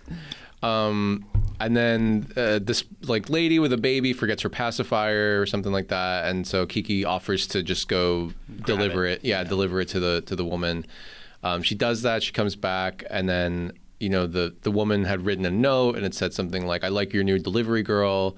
And Baker lady is like, an idea. Yeah, it's like, oh, you're a witch, right? And so that must mean you're trying to like do your first year of training as a witch. Like she somehow like knows a little bit about this sort of witch stuff. Everyone kind of knows. Yeah, everybody kind of knows that this is a thing. They just haven't, like, in this particular giant city, nobody has seen a witch in a really long time. And so the bread lady's like, you should stay in my like attic, Beautiful extra apartment. beautiful extra attic apartment over here or whatever. I mean, it's like covered in dust and flour and stuff, but she says, don't call me ma'am.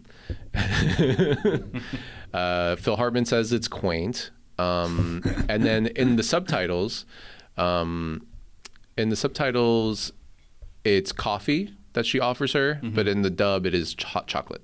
Interesting. It's a little late for coffee, I thought. So I think that is a good change for the dub. Yeah, when she makes it, I was like, oh, she's making her coffee. She's making a 13-year-old coffee. It's like the middle of the night, and she's making her coffee.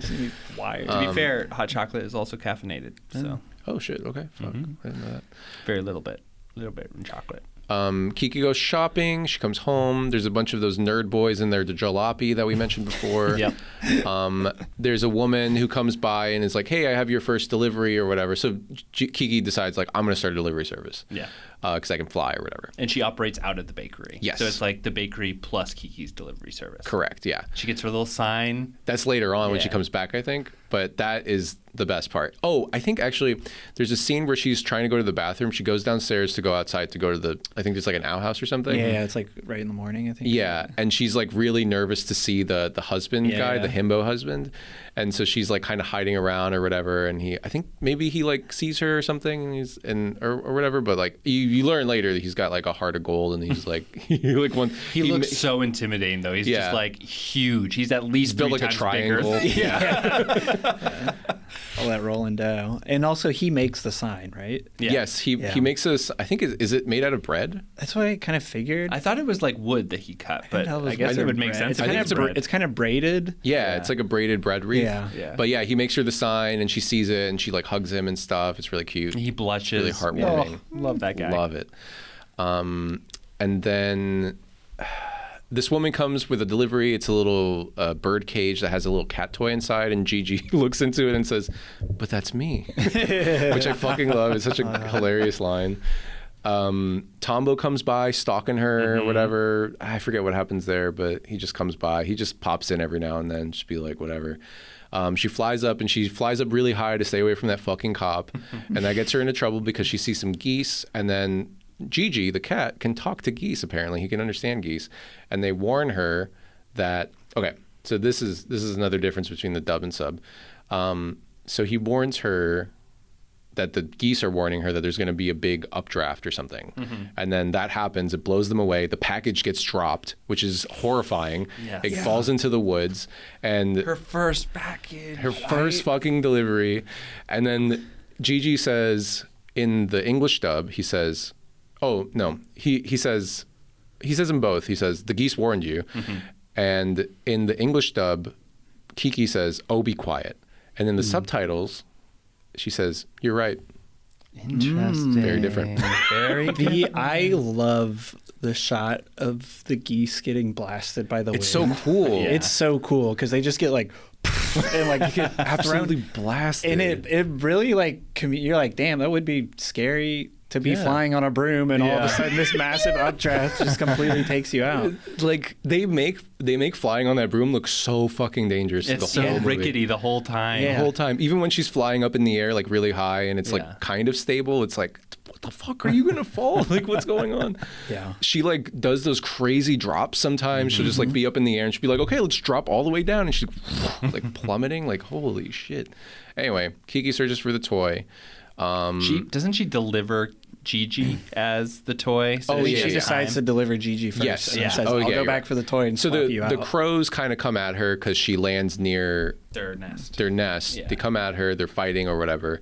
She delivers Gigi as the toy, puts him in the cage because it looks just like me.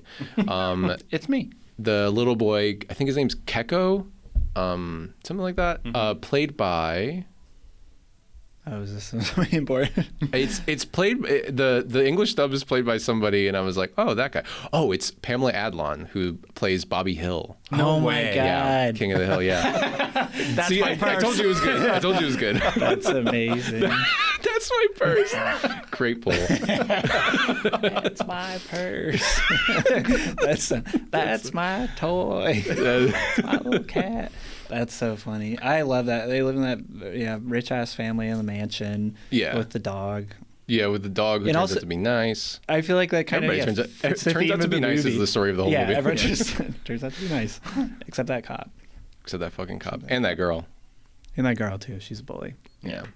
Oh, and the other girl. So Kiki finds the toy in a cabin. This artist lady is drawing some of the things or whatever, some of the crows, and she's like, "Okay, if you clean my entire fucking floor, I'll stitch your toy together." It's like, really, lady? Like, you can't just do this for this little girl? Yeah. Like, she's 13 years old, 13. and it's obviously her thing. So, like, what are you doing here? But anyway, She didn't even do anything wrong. She dropped it because crows attacked her. It's not like Yeah. she was like throwing stuff And at the your crows house. seemingly maybe do the whim of the artist lady, or yeah, are maybe she's also a witch, different type of witch. Artist witch.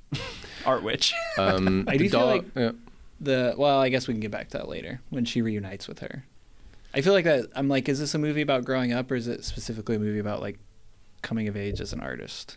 Yes, that is. I love that part about the movie. But we can is come that back. it I is. feel like that's later. It's a massive metaphor for like writer's block and being an artist and Really? stuff. Oh yeah, totally. I didn't pick that I think up. like I'm I think very really- obviously it is. Really? I want to hear all I about think this like later almost on. explicitly it is. You don't remember the scene at the end when I'll wait. Maybe you 'cause fell it's later in the asleep. plot. Maybe I fell asleep. I was Too so cozy. Too cozy. Jeff conspires to get Gigi out, and Jeff the dog. Of course, Jeff the dog. Jeff brings Gigi out and swaps the other thing in after Kiki asks very nicely, and Gigi says, "I love how Phil Hartman delivered this line." He says, "He's a good dog." He's a good dog. He's a good dog. He gives a little. And I said, "Wow, that delivery took all day." I said, "Big bread man is really nice," and then I wrote, "Could he have really made that bread that quickly?" He's a talented person. Kiki's waiting for clients. I wrote that Kiki is work pilled. There's a difference in the dub and sub here because they are so broke right now. She says, "I'll have to eat pancakes and get fat, which is in the subtitles. Yeah. And in the English dub, it says, "I'll have to eat pancakes forever and ever and ever." So kind of different. Pretty different. Kind of different. It might be like something to do with, fat phobia in Japan. I don't know. Something like that. Yeah. Who can say? Good Cooking Pan Bakery. That's what it's called.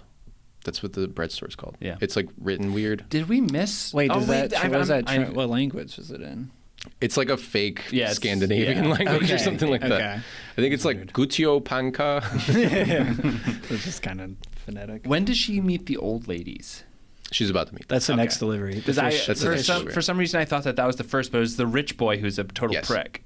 Yeah. He's okay. He's just not. He's just spoiled. yeah. Yeah. He was like, I don't want this, and like threw it away. Yeah. He then liked they- the cage better. Yeah. The Yeah, cage that's was true. nice. And then the dog, Classic kid. like you guys said, Jeff. Good boy. Good dog. Jeff. Yeah. Tombo the stalker comes into the shop and invites her to a party. Keeps calling her Miss Witch, which is a whole thing. I don't know. And that's when she has the thing where she's like, I don't have anything to wear to this party. Yeah. And then she's like, you can wear what you're wearing because it's wonderful. Yeah. It's like, oh God, we love That's what you. Osana says. Yeah. The woman that is living that is now her I don't know, adoptive mother or something like that at this point, right? We actually see more care given by the bakery lady than her actual mother, because even when her mom, when she leaves her mom, is sort of like, okay, bye, and then Yeah, but also her mom is so loving. I feel like it's the movie is just like a parade of kind of mother figures to her in various That's forms. true, yeah. Every Yeah. adult that she interacts with in any significant way is a woman. I feel like there's no, other than her dad, there's no real like male. Yeah. Positive male person. Aside from Himbo Boy, but Yeah, he but just there's no, makes her a like- wreath. Yeah, there's no like dialogue between them. I Right. feel like everyone There's she no, like, actually emotional thing. engages with. I guess Yeah. that one guy comes in with the heavy package, but But there's the heavy package. I think that the original mom, the witch mom that she leaves, I think that you kind of get the sense that she just kind of has faith in Kiki. Like she just trusts Yeah. her. They're like, Yeah. she's gonna be fine. Yeah. Like she's got Yeah. this. I don't Which think is it's really like nice. a coldness. No, I think it's just yeah. like she's got this. He Tombo says invites her to his serious club about flying, his flying club. Gets a new package, giant package. She has like her whole like distance and weight pricing shit set up now. Like she has all of that done. She goes and delivers This giant package, she just delivers it, and then she goes to another delivery, which is the old lady, right? Yeah. I don't know what happens with the big package again. I don't really remember. I think she just I think she just kind of, she just delivers it. Yeah. She heads to an old lady for her to pick up a package from the old lady and then deliver it to somewhere else. This is kind of heartbreaking. So she has the old lady thing. She's hanging out with her, but like the package that she delivers to her daughter, the old lady's daughter. This is incredibly awful. Yeah. It's really sad. And they spend like all this time making it. She's like, I do this. I make this for her every year. Like, I want to make sure she has it on time. So she comes in, Kiki comes in, and the old lady is like, hey, like, I'm still going to pay you, but I haven't finished the pie. My oven broke. Like, I always make this herring and pumpkin pot pie, which sounds insane. In the daughter's defense, that sounds gross. It does but sound it gross. looks beautiful. It looks great. And, she's like, I couldn't make it in time, but I'll still pay you. And Kiki's like, nah, like, it's fine. And she's like, oh, you know what? Let's make it in that, like, old oven that's, like, in the wall. It's like almost like a pizza oven. I love that oven. So I think the first time I watched it, that's around where I fell asleep, and then we were watching it again, and I was like, I just remember the oven from the Aaron, and she was like, "What are you talking about?" And I was like, "You'll see." And then I came out, I was like, "It's beautiful." There's the oven. I think so beautiful. I think that I think it's like kind of like Kiki is more traditional or rural and like knows this type of shit, right? Like where she's like, oh yeah, like this is like let's use this old thing, this old-timey oven thing or whatever. Barca, who's the maid, is like pretending to fly on the broom, which is really fun because it's just like everybody is like a person. It's not like a cipher. Everything feels like really lived in, you know? And Kiki basically bakes the pie and also changes a light bulb. And I just wrote, Kiki stopped working for free. And the lady pays her anyway and pays her extra because she's nice or whatever. But it's sort of like, why are we teaching people to work harder than they need to when the woman hasn't ahead of time agreed to pay her additionally for her labor? Value your labor. Well, I think that this is also something. This is like a post-capitalist world or something. It is kind of because because really. kindness is always repaid with kindness. It's fair. Like in this movie, it's like it's like a fair world. Yeah, everything that someone does that is nice to someone is repaid in some way. Yeah. Anytime you do something mean, nothing bad either. Yeah, nothing happens. It's just that you're sort of losing out on what you could have had if you had just acted kindly. You know what I mean? It's sort of like no one is the being, real world. Yeah, no one is being punished. It's just that you're losing out on the psychic income of it. Yeah. I guess it's also kind of like, well, should kindness be its own reward? And I think that is how Kiki thinks of it. But then the woman is like, but this would be me. You deserve an extra reward. Yeah. Like I think I'm also going to be nice to you because you're being nice to me. So yeah. I don't think it feels less transactional and more just like people being nice to each other. Yeah. If that makes sense. So Kiki, it's like raining and shit. She's delivering this pie that she spent so much time making and like working on with this old woman, delivers it to the girl at the party. And the girl's like, oh, one of these pies again? Gross. Yeah. And then she doesn't like bring Kiki in to warm up or anything like that because she's been out in the rain delivering this pie. She literally is like, yeah, let's go throw it away or whatever. Like immediately. Yeah. Oh, man, that's such a sad It's brutal. part. It's Goofy movie coded. The perfect cast. Is there something you want to talk about with the Goofy movie? Okay. So Kiki catches a cold, which, fake news, obviously. Like, that's not how colds work. Kiki misses out on the party that Tombo had invited her to, which she was interested in going. She has too much ennui to go to the party. Yeah. She says, I'm too wet and poor and weird. She didn't say that, but I wrote that. Forgot that I had written that. And she says, when she is sick and Osana comes to, like, tend to her, she says, do you think I'm going to die? No. Which is really funny. She also talks about, is it here? Is it when she meets back up with, is it Ursula, the artist? When she talks about like, what does she say? She says like that the version, basically like the version of me that's like happy to see people leaves. And I'm like, I don't know why. Something along those lines. What a good line. I thought it was in relation to her not going to the party, but it could have been something else. I don't know. It just felt, I feel like in the subtitles, she is very explicitly depressed. Yeah. And in the English dub, it is not that exact, not that explicit. It's not not socially Disney. okay to have a kid being depressed. Yeah, but it is definitely like about her being depressed about like growing up, missing out on things, feeling like an outsider. She's away from home. She's away from home, yeah. No one understands her. Yeah. She's feeling alienated by working in the gig economy. Totally, yeah. Oh, Jesus. Being a 1099.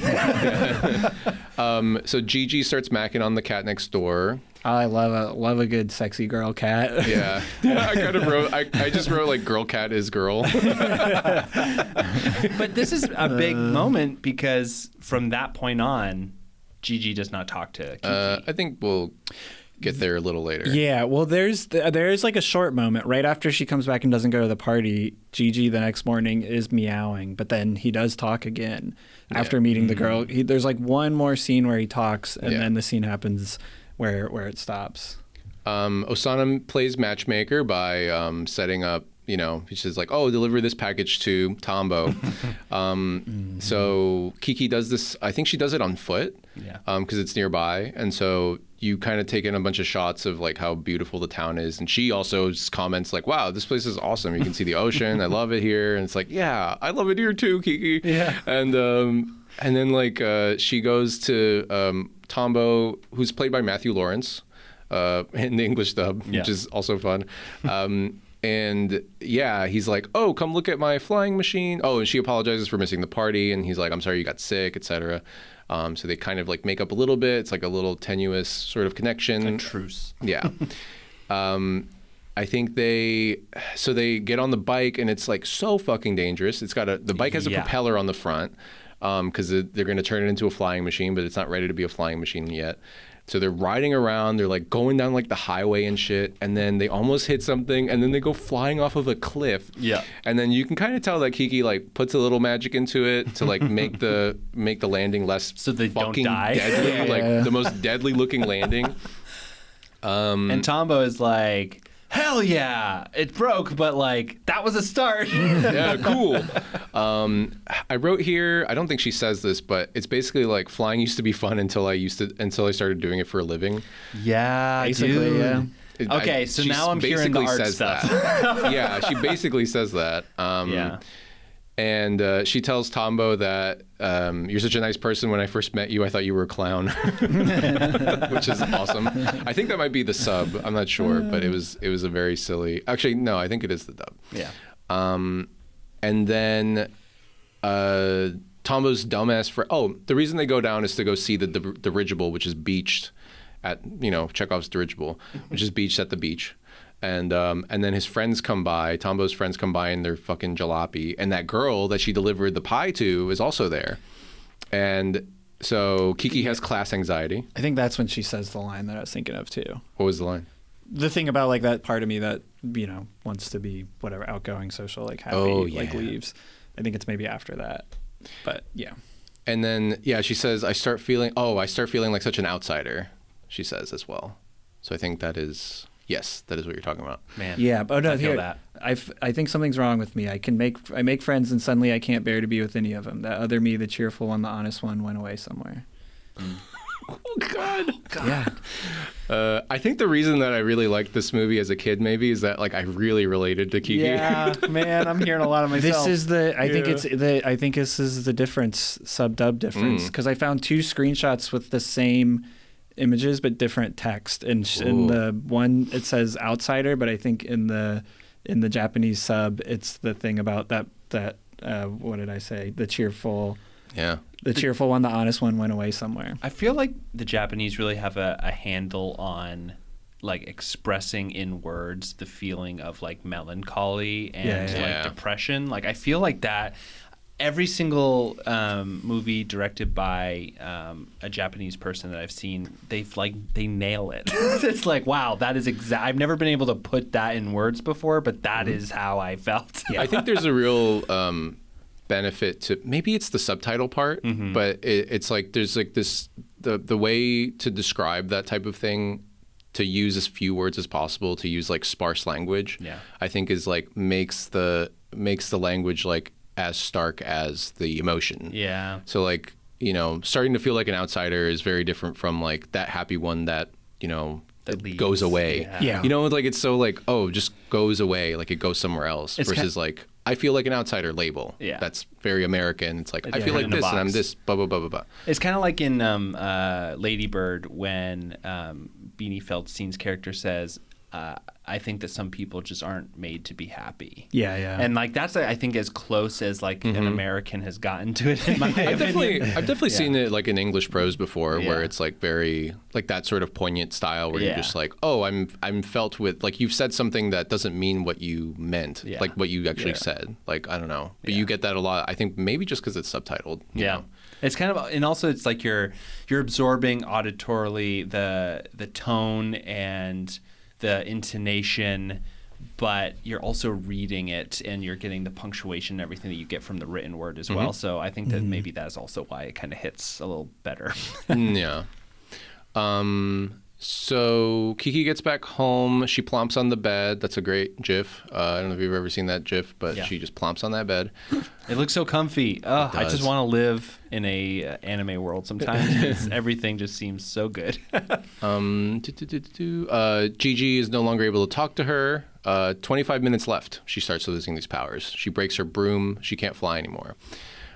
Tombo calls her from the dirigible or after the dirigible, and he's like, "Hey, I got to tour the dirigible or whatever." And she just says, "Please don't call me anymore," which is amazing. She's so depressed. If I lose my magic, that means I've lost absolutely everything. Oh, jeez. Then the artist Janine Garofalo comes by, and in the sub it says, "I thought you seemed depressed." And then Janine Garofalo's like hanging out with her, and she's like, "Oh yeah, like I want to draw you." And I think in the sub later on, she kind of says like, "I saw your face, and I needed to draw it because I don't know." I think the implication is like you looked really like sad and shit, like you were like going through something. So like I wanted to draw that, wanted to capture that. So they take a really long journey back to the cabin, which requires like a bus ride and 2 hitchhiking, sure, like in a car or whatever. Debbie Reynolds is the old lady. Yeah, that's what I wrote. Hell yeah. The butler. The older woman, yeah, from the like Nice. with the fish pie. Also, speaking of the like queer coded Ursula, the truck driver's like, "I thought you were a boy." Yeah. It's like, you see these legs? She's like in overalls and everything. Yeah. Yeah. I'm trying to look inside myself to something, blah, blah, blah. Stop trying, look at the scenery. Basically Ursula is like, well, so Kiki's lost her ability to fly very suddenly. She like had tried to like outside and was like failing to do so. And it's basically like Janine Garofalo's character, the artist Ursula, is telling her like, discover your why, like discover your reason for it. And then so in the English dub, Ursula says, "It's not always easy." In the Japanese subtitle, it says, "Sometimes you suffer for it." Which is so good. Which is like, come on, man. Like, that's such a good line. Sometimes you suffer for it, like for art.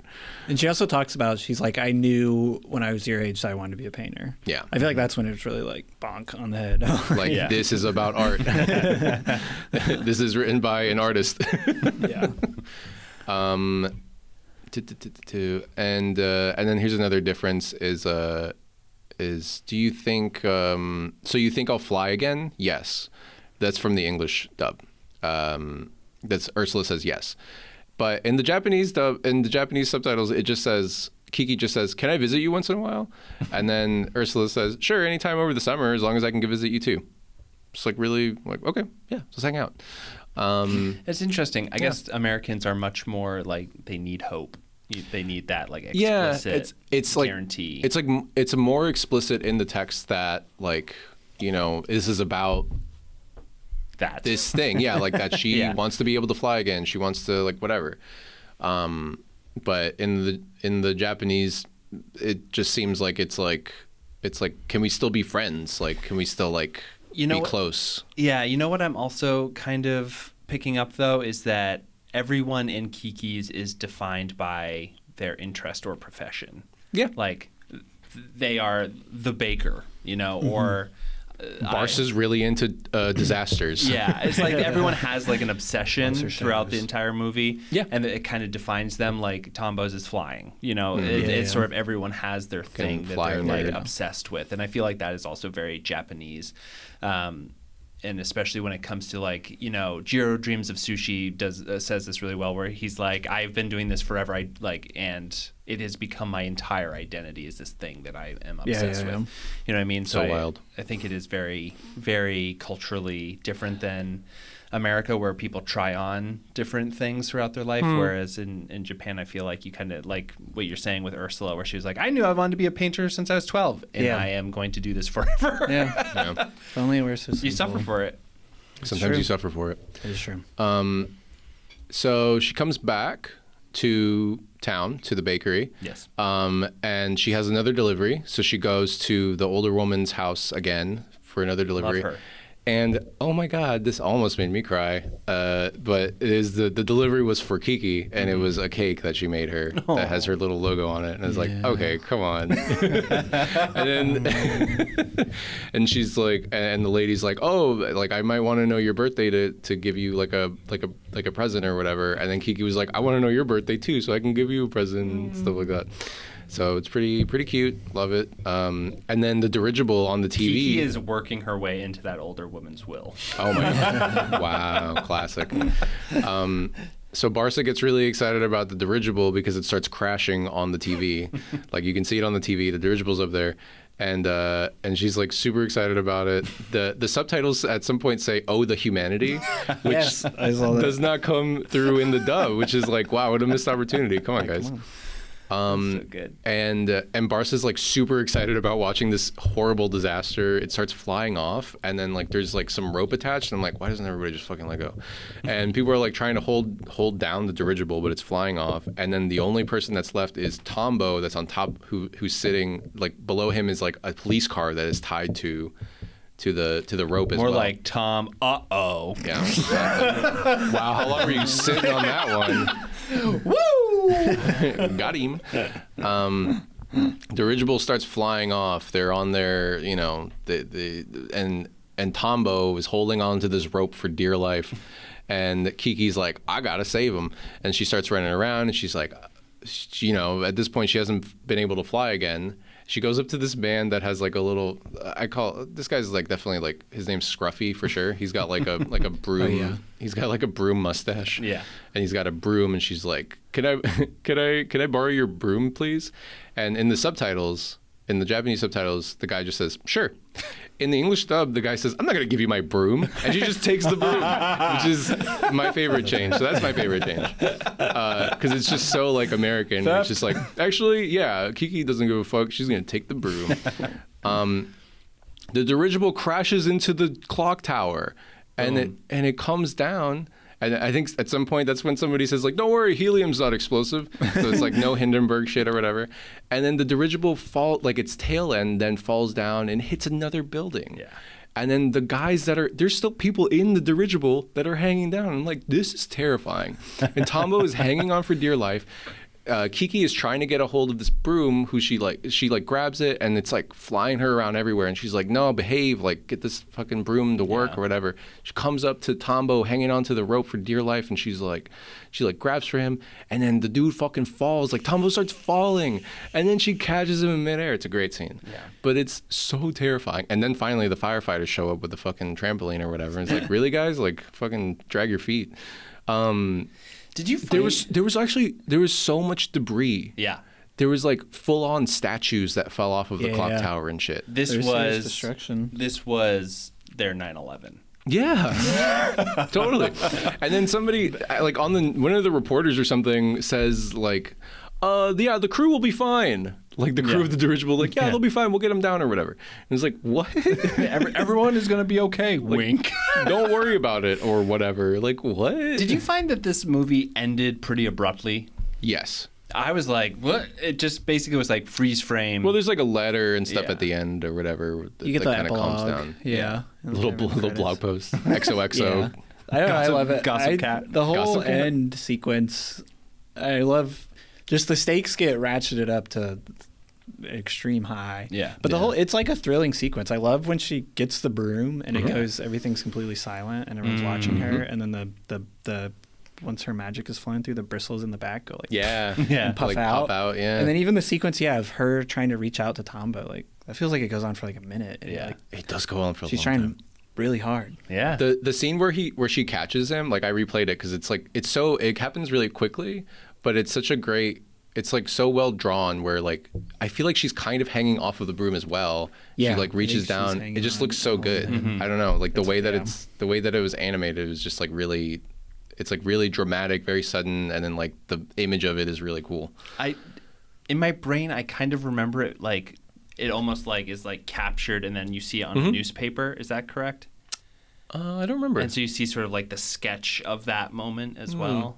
Or is that just my brain making that up? Maybe. That's because cool, though. I feel that like would be cool. that would have been super cool. I don't remember it though. Because I kind of feel like that's where I remember it ending, and then it goes into the epilogue sequence. Yeah, it's basically the mom gets a letter from Kiki, and then Kiki narrates it. She says in the dub, she says, "I still get homesick from time to time," but in the Japanese subtitles, it says like, "I still get sad sometimes, but everything's okay," which is like very different. Yeah, different things, different emotions. I'm still struggling with depression, but it will be a lifelong struggle that I think that I will overcome. That I will overcome. Okay, so let's talk about this movie. I think Kiki's is, like you said, is so cozy. It's beautiful. It's also. It feels very well rounded. Like it has a full kind of human emotional experience rather than like some kids movies that are it feels like flattened. You know what I mean?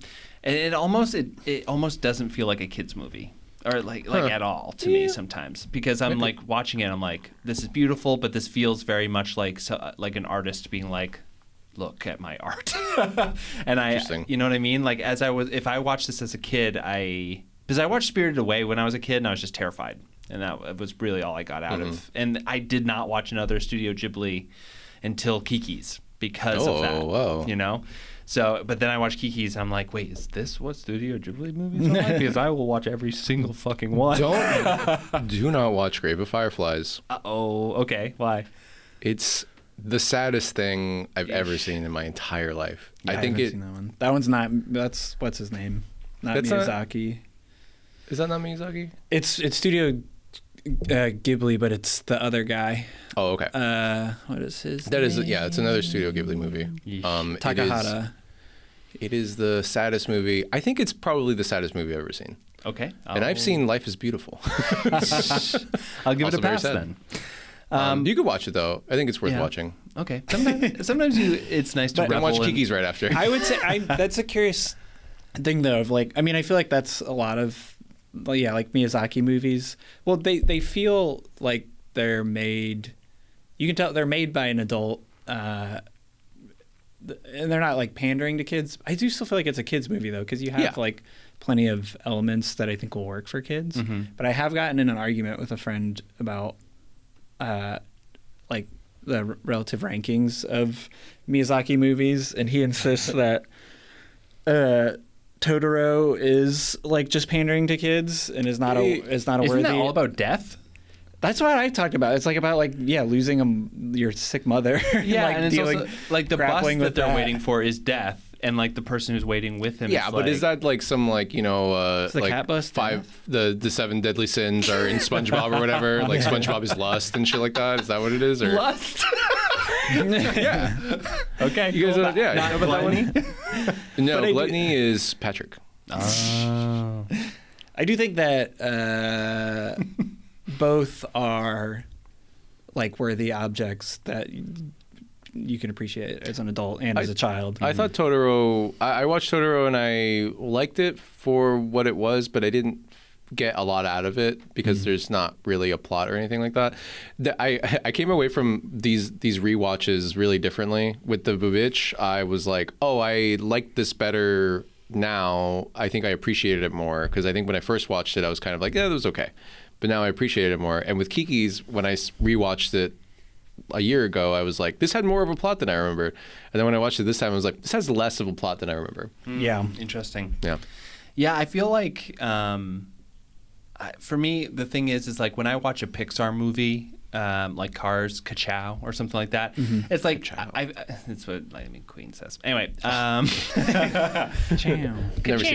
But the thing is that like you watch it and you're like, this is for kids, but an adult can also enjoy. And Kiki's feels like this is for adults, but a kid can also enjoy. Do you know what I mean? I still think it's for kids. I think it's for kids. Fine. You know what? We'll disagree. But yeah. No, I think I have a friend who has a 2-year-old, and I think it's for like 10-year-olds. Yeah, they're like very deliberate about the media that they show their child, but they're also very much trying to show their child the stuff that they love. Yeah, right. And like but so like they've watched Spirited Away with their 2-year-old and he liked it, but they've tried other stuff. They tried to watch Over the Garden Wall and they're like too scary. Yeah. But like I think they've tried most of the Studio Ghibli stuff, and I think it's I mean, I don't know. It's hard to know like what works for like a kid, because I feel like it's like very unpredictable. Yeah. It's true. What do we think about these movies? Both witches. Both witches. Both vibes. Mm-hmm. Which one do we like better? Killer soundtracks. Which one holds up the best in our theme? I'm kind of split. I think I rated The Witch a 4 or something on Letterboxd. I think Kiki's out of 10? 4.5. No, out of 5. Oh, okay. I was like, shit. Okay, I thought you liked 10. Shit. Oh my god. But yeah, so I liked both of these movies quite a bit. I think, in my personal opinion, I liked Kiki's better, just because I feel like I was with it the whole way. I understood, like it was. We were talking about this a little bit earlier. I think that a mistake a lot of early filmmakers make, and a lot of writers when they're first starting out, is that they try to say too many things in their scripts, and I feel like Kiki's has a crystal clear thing that it is showing and doing, and it does it pretty perfully. Like I got to the end and I was like, wow, that was a beautiful movie. Like I love it. And I know exactly what it was about. About a little girl who's a witch and she's grown up. Yeah, but here's the thing I wanted to throw at both of you to see what you guys think. So I was doing a little reading on this one after as well, and they were saying that the reason why Gigi stopped talking is because Kiki has lost. She has grown up in that span, and she has lost her connection to her child self. And Miyazaki seemed to be like, and that's good. Like she's growing up and she's moving on. Yeah. The other stuff is childish, but like it still feels like a tragedy to me. You know, never hearing Gigi speak again. I don't know. It just felt really sad. I think it is, because it's not explored very well in the movie. Yeah. You know what's funny too? Actually, is The Witch is shorter than Kiki's by like 10 minutes. It does not feel it. Yeah. Wow. Yeah. Sorry, Patrick. What were you saying? No, I mean I think that's like sorry, I'm getting sleepy. I'm sundowning over here. Sundowning. Her losing the ability. Oh my God! What did you just talk to Gigi? There was something that it reminded me of, and I'm sorry, I'm forgetting it now. But I do think it is that it wasn't explored. No, it just reminded me. There's something that it like paralleled in my mind, either something from media or something from my real life. But I do think, like from a kid's perspective, that is like, it's super tragic that it happens. But from the adult perspective, you are like, that's like part of it. You grow up and you say, you lose, even like friends that you had when you were a kid. You might move, you might like change schools or something. And like, but it's so strange though, because it is less like that, and it's more like you have drifted apart from somebody who you live with. It's like you and your brother or sister or something now don't hang out like you used to when you were kids. Yeah, it is more like that, because independence a little bit, because you're still in the same room, you're still feeding the cat, and you're still I think in the little montage at the end, she's still hanging out with Gigi. She's still Gigi has feeding. A family. Yeah. Gigi has a kids. family. There's a little she's baby like feeding sexy girl cat. Girl cat is girl. There was another thing that I read about how in the original book that this is based on, Kiki's Delivery Service, it is there's like a line or something in it where it's like when a witch has a baby, she also starts raising a cat. And like she'll like take in a cat into her home. When the baby is born, the cat and the baby will become like really close friends and be able to speak to each other. And then when the cat and the baby, the child, are ready to find their own partners, they will no longer be able to communicate. So it's just more explicit about the mechanics of it. Yeah, it's like directly from the source material. And so I don't know. It's weird that it's unexplored. Yeah. I think too, though. I think that's why Disney hand waved it away. Yeah. Originally. Yeah. By making Gigi talk again at the end. Yeah. I think the metaphor, though, of like, it's about growing up and growing apart from someone that you still like share a life and live in a house with. I feel like that can be applied to the whole movie too, though. I kind of read it a little bit as like, it may not, I mean, this may not be accurate, but like Miyazaki as a parent, like her being 13, you know, essentially is like when your child is entering puberty. And in this, it's just like at that point, we understand that they leave the home and start their own life. But I feel like in the metaphor, it's also like, you know, you kind of lose feeling like you kind of lose the child that you had at that point, and they kind of have to become a different person. And the parents totally accept it in the movie, but another, I don't know. Well, the dad, the camping, he looked sad about it. Yeah. It kind of does paint independence in a weird light, where like in American movies and everything, independence is held up as like the most beautiful, important thing that somebody can achieve. However, in this, it's sort of like... It's lonely. It's very lonely, yeah. And it's isolating, and it's paired with the depression and the loss of the ability to create in your community. This movie's really good. It's really good, man. It's a good movie. All right, so you said you picked Kiki. Yeah. I also picked Kiki. I'm also picking Kiki. Yeah, I think Kiki just kind of sweeps. So this is not to say that The Witch is a bad movie. I think that it is a great sort of like low-tier spooky movie for somebody who is a weenie like the three of us. Like what a great little Halloween movie, you know? But I think Kiki's... Halloweeny Huts Jr. Another SpongeBob reference. But the thing about Kiki's is that I feel like I can return to this movie throughout my entire life and still get a really amazing experience out of it. Whereas if I return to the Witch more than like one more time, I think I'll probably be done with it. You know, there's just not much to chew on with the Witch. Yeah, there's not. I think it's just all vibes. I think it's fine that it's vibes. There's a YouTuber that I follow that made a not similar, but like another like New England Puritan-y kind of movie that I'm interested in seeing. It's called The Sudbury Devil. Okay.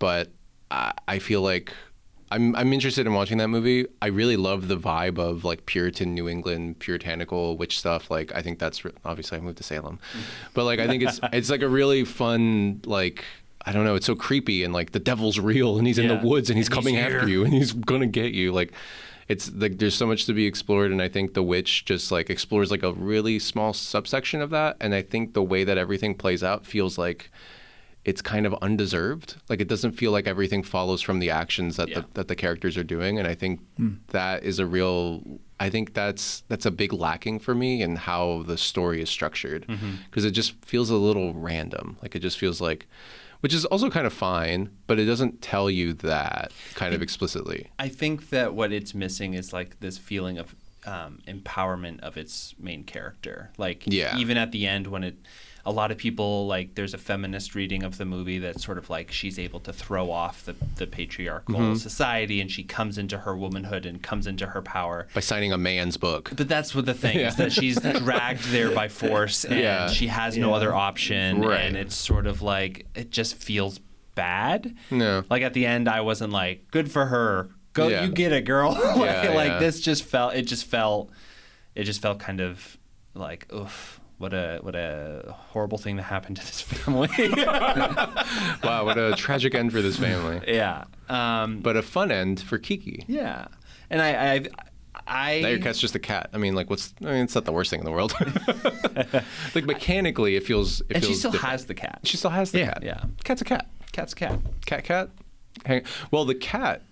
You could think maybe the cat is devil. No. The cat is just as dependent on Kiki as Kiki is on him. Yeah. And so when Gigi goes and makes his own family, he's like, I'm also growing up. I'm also moving on. Yeah. I'm also independent. Yeah. The cat Black Cat, voiced by Phil Hartman, Black Phillip.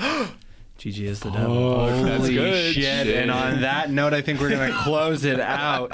Wow, this is too spooky for me. This is another episode of Movie versus Movie.